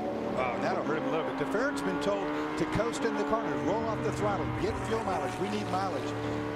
You know, Adrian doesn't have to worry about it. He just go running down and pass him. Adrian's been told to go for it. You saw the traffic separating the battle on the left, the overall win a little bit. Flashing down through turn 9 and now turn 10. You see the brake lights on the GT2 Corvette beside him. That was the 4 car, I believe, that they went by. And on the right, the battle continues for the lead in GT2. Jörg Bergmeister has it in the silver and red 45 Flying Lizard Porsche. That'll be Again, Magnussen wants to go 6 laps. Magnussen, of course, was the pole sitter as you see him slam that Corvette down across the curbing. Oh, look at the traffic here. That is an ALMS challenge car in the way of this battle a little bit. They clear it, but it has allowed Magnussen to park all over the bumper. Will they be a move under braking here into 11? Not this time, Brian. He looks to the inside to get a better run. And this is where Patrick Long seems to have had the edge a little bit, even with the extra 25 kilos that they had added once the engine was determined to have the steel sleeves that they didn't like. And there it is. There it is. Magnussen gets it done. But can he hold it to the inside? Yes, no. Yes, no. Bergmeister. Bergmeister with the double pass. Perfect. Get in there. Get in there. Oh, that was almost getting in there, too. I think it was getting way in there. Bergmeister with the big slide. This is a battle royale. Magnussen, the little terrier. The tall German, Jörg Bergmeister, in the 45 right in front of him. And now Bergmeister having to drive a bit defensively, Dorsey. That was 2 drivers at the top of their game giving 100%.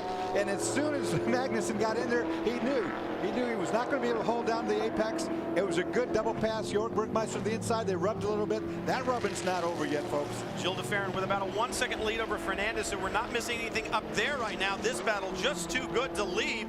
Magnussen all over the rear bumper, and Bergmeister really beginning to drive defensively down through the corkscrew. Turns 9 and 10.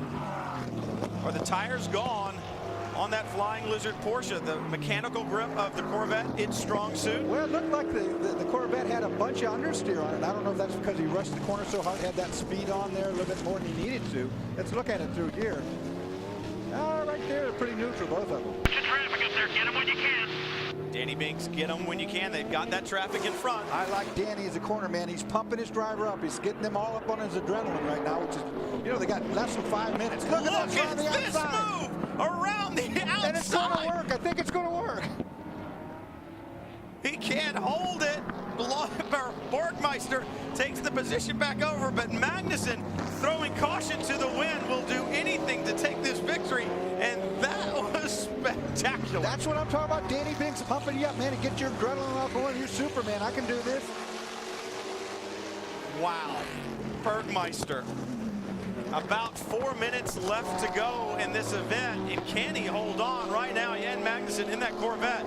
Very, very strong. That move, he almost pulled it off, Dorsey. That, I mean, in the running, oh, wow, right on the outside edge there. That was a close. Off the edge of the track, and now prototype traffic going to split this battle a bit.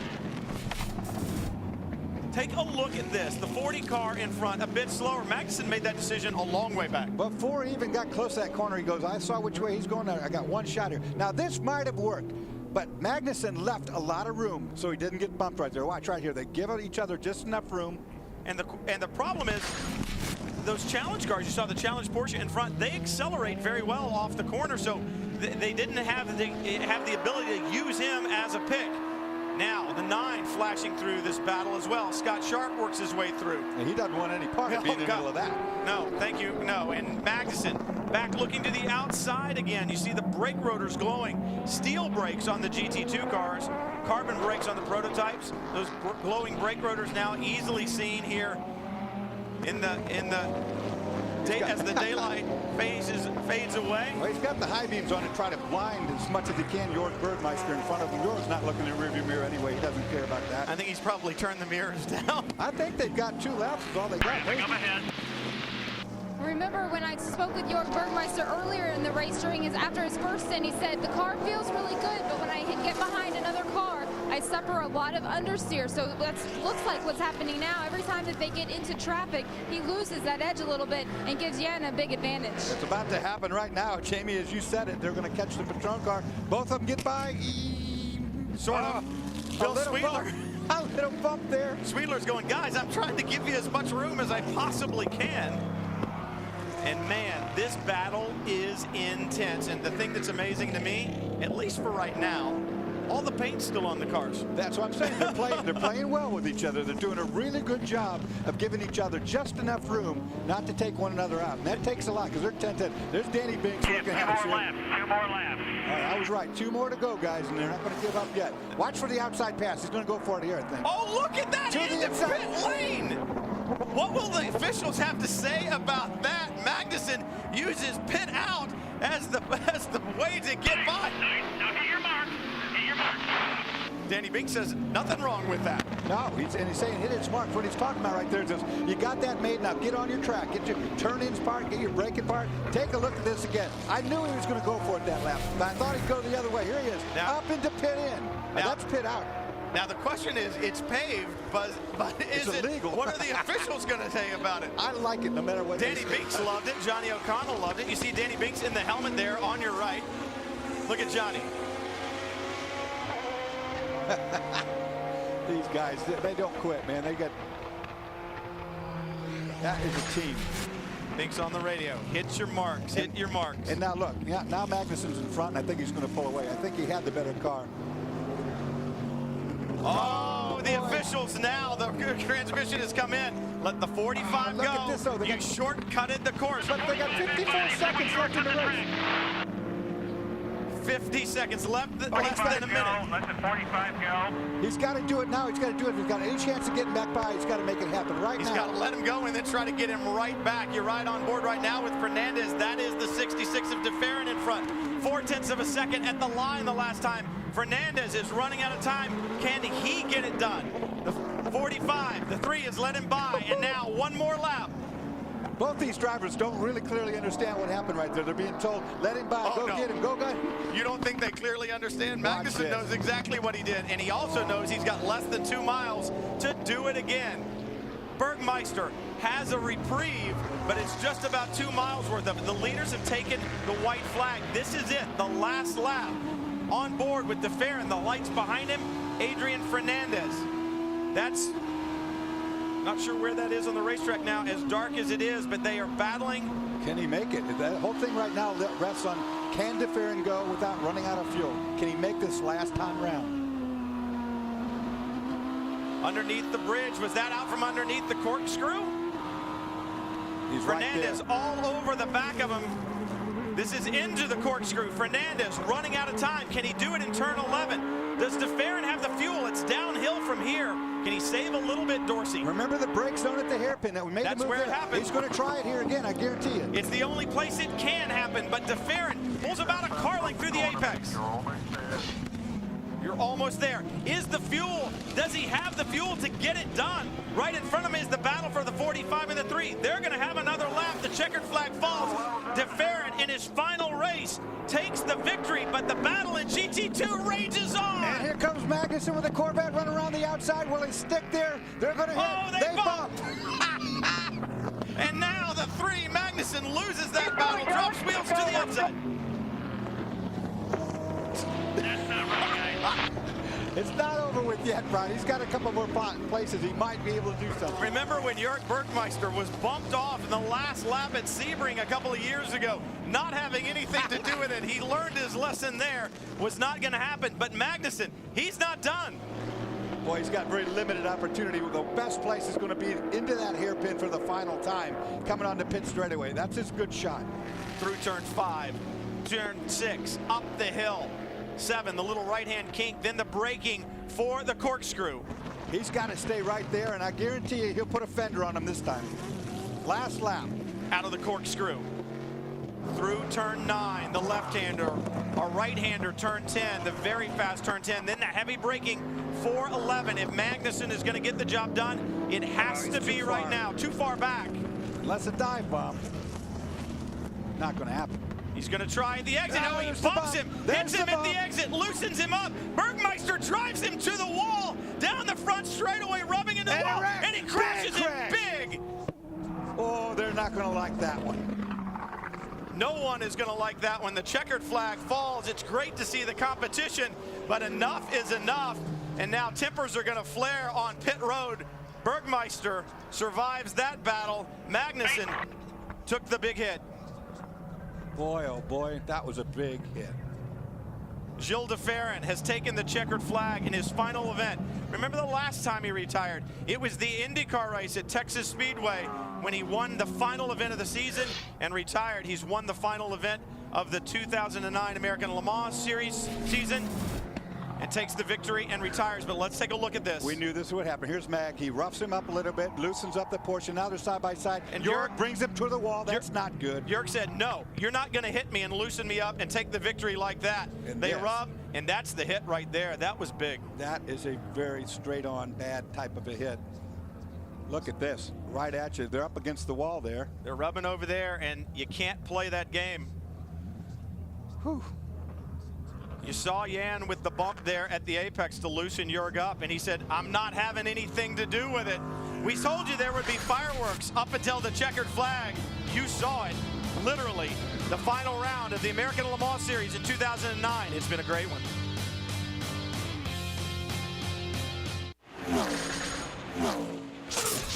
Speed's coverage of the American Le Mans Series is brought to you by AutoZone.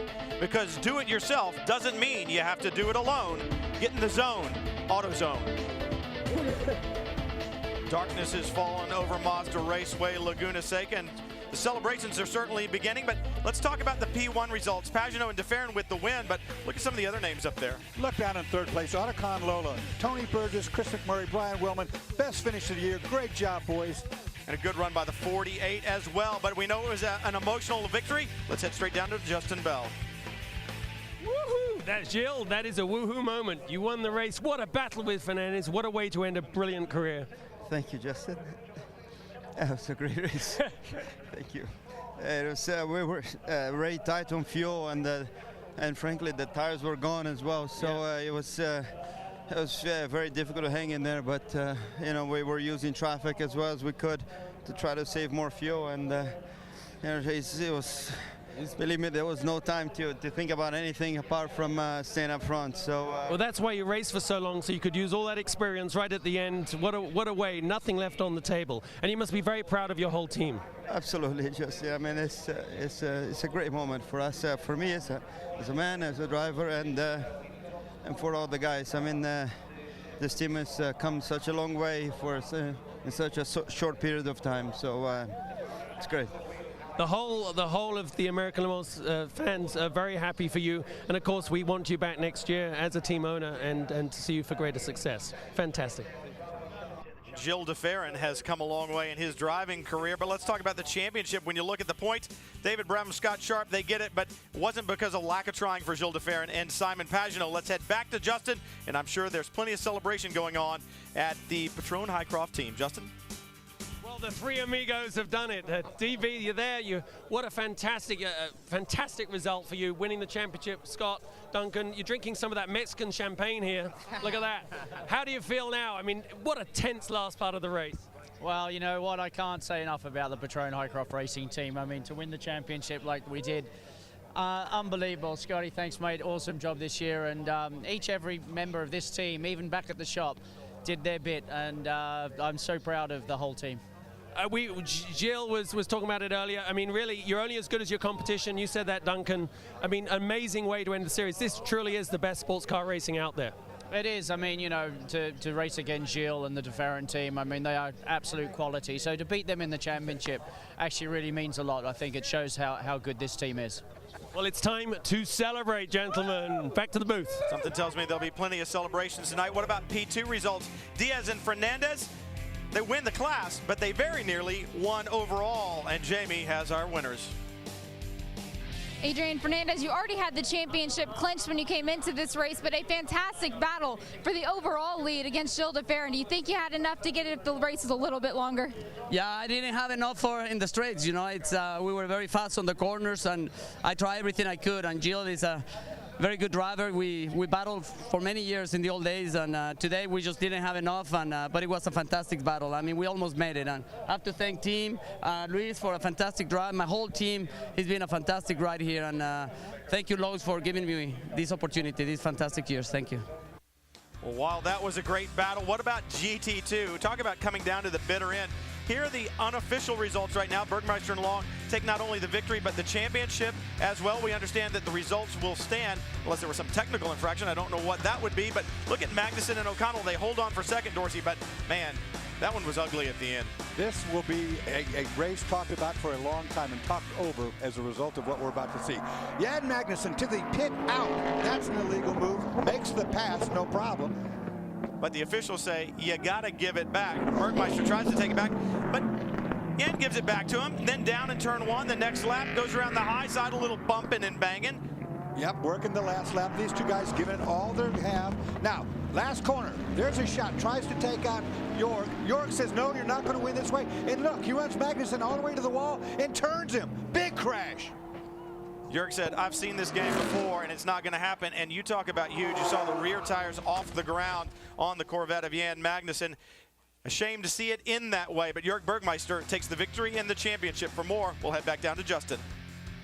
Well, Jörg, you certainly stole the limelight there. I mean, let's not just talk about the last straight, but those last 5 laps were extraordinary. But what actually happened there at the end? Did he start a little earlier? Yeah, definitely. I mean, I was clear ahead going into the last corner, and he just drilled me. And I didn't want it to end like that, but he started it, and I wasn't giving that one away. I mean, I'm still shaking. It was so hard the last couple of laps, but I hope he's okay. That's all I can say right now.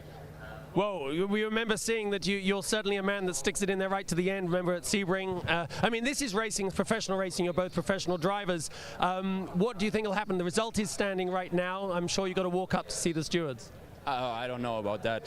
We have to see. I mean, I think Jan has to go there as well, and we're going to talk about it, and we'll figure it out. Hey, you're all grown-up people, and it was an amazing race to the end. Well done, Jörg. Well, he said he hoped Jan Magnussen was okay. We understand he's been released from medical. He just isn't very conversational right now. You look at the way the championship ends up. Jörg Bergmeister takes his 4th series championship, all in GT2. Patrick Long with his 2nd. Jamie Mello and Pierre Caffer, they had a shot at it. They tried all the way down to the end. The car unfortunately got wrecked, and that was the end of it. What about ALMS Challenge class? Martin and Melanie Snow dropped out early, but good luck on their part. Bob Fayetto, Wesley Hoagland couldn't get it done. What about Michelin Green X Challenge? The manufacturers, Acura wins it over AER and Mazda in the prototype category. Good news for Acura. And certainly in the GT2 category, Porsche comes home with the victory over there, over Corvette and Ford. It has been a spectacular 2009, and certainly we told you the excitement would come down to the bitter end. It did all season long. It's been great. Congratulations to all the championships, to the series for giving us great racing as well. I also like to say thanks to everybody on the speed crew, all the cameramen, everybody who shows up at the race and brings the pictures to you. Thanks to Dorsey, Justin, and Jamie for all their help. And we got a little help along the way from Lee Diffie, Calvin Fish, Chris Neffel, and Kelly Stavist as well. From everybody at Speed, hope to see you next year. Remember, the off-season is coming up, but we have Sebring not too far away. We'll see you there. Have a great winter, and we'll see you in March at Sebring. So long, everyone.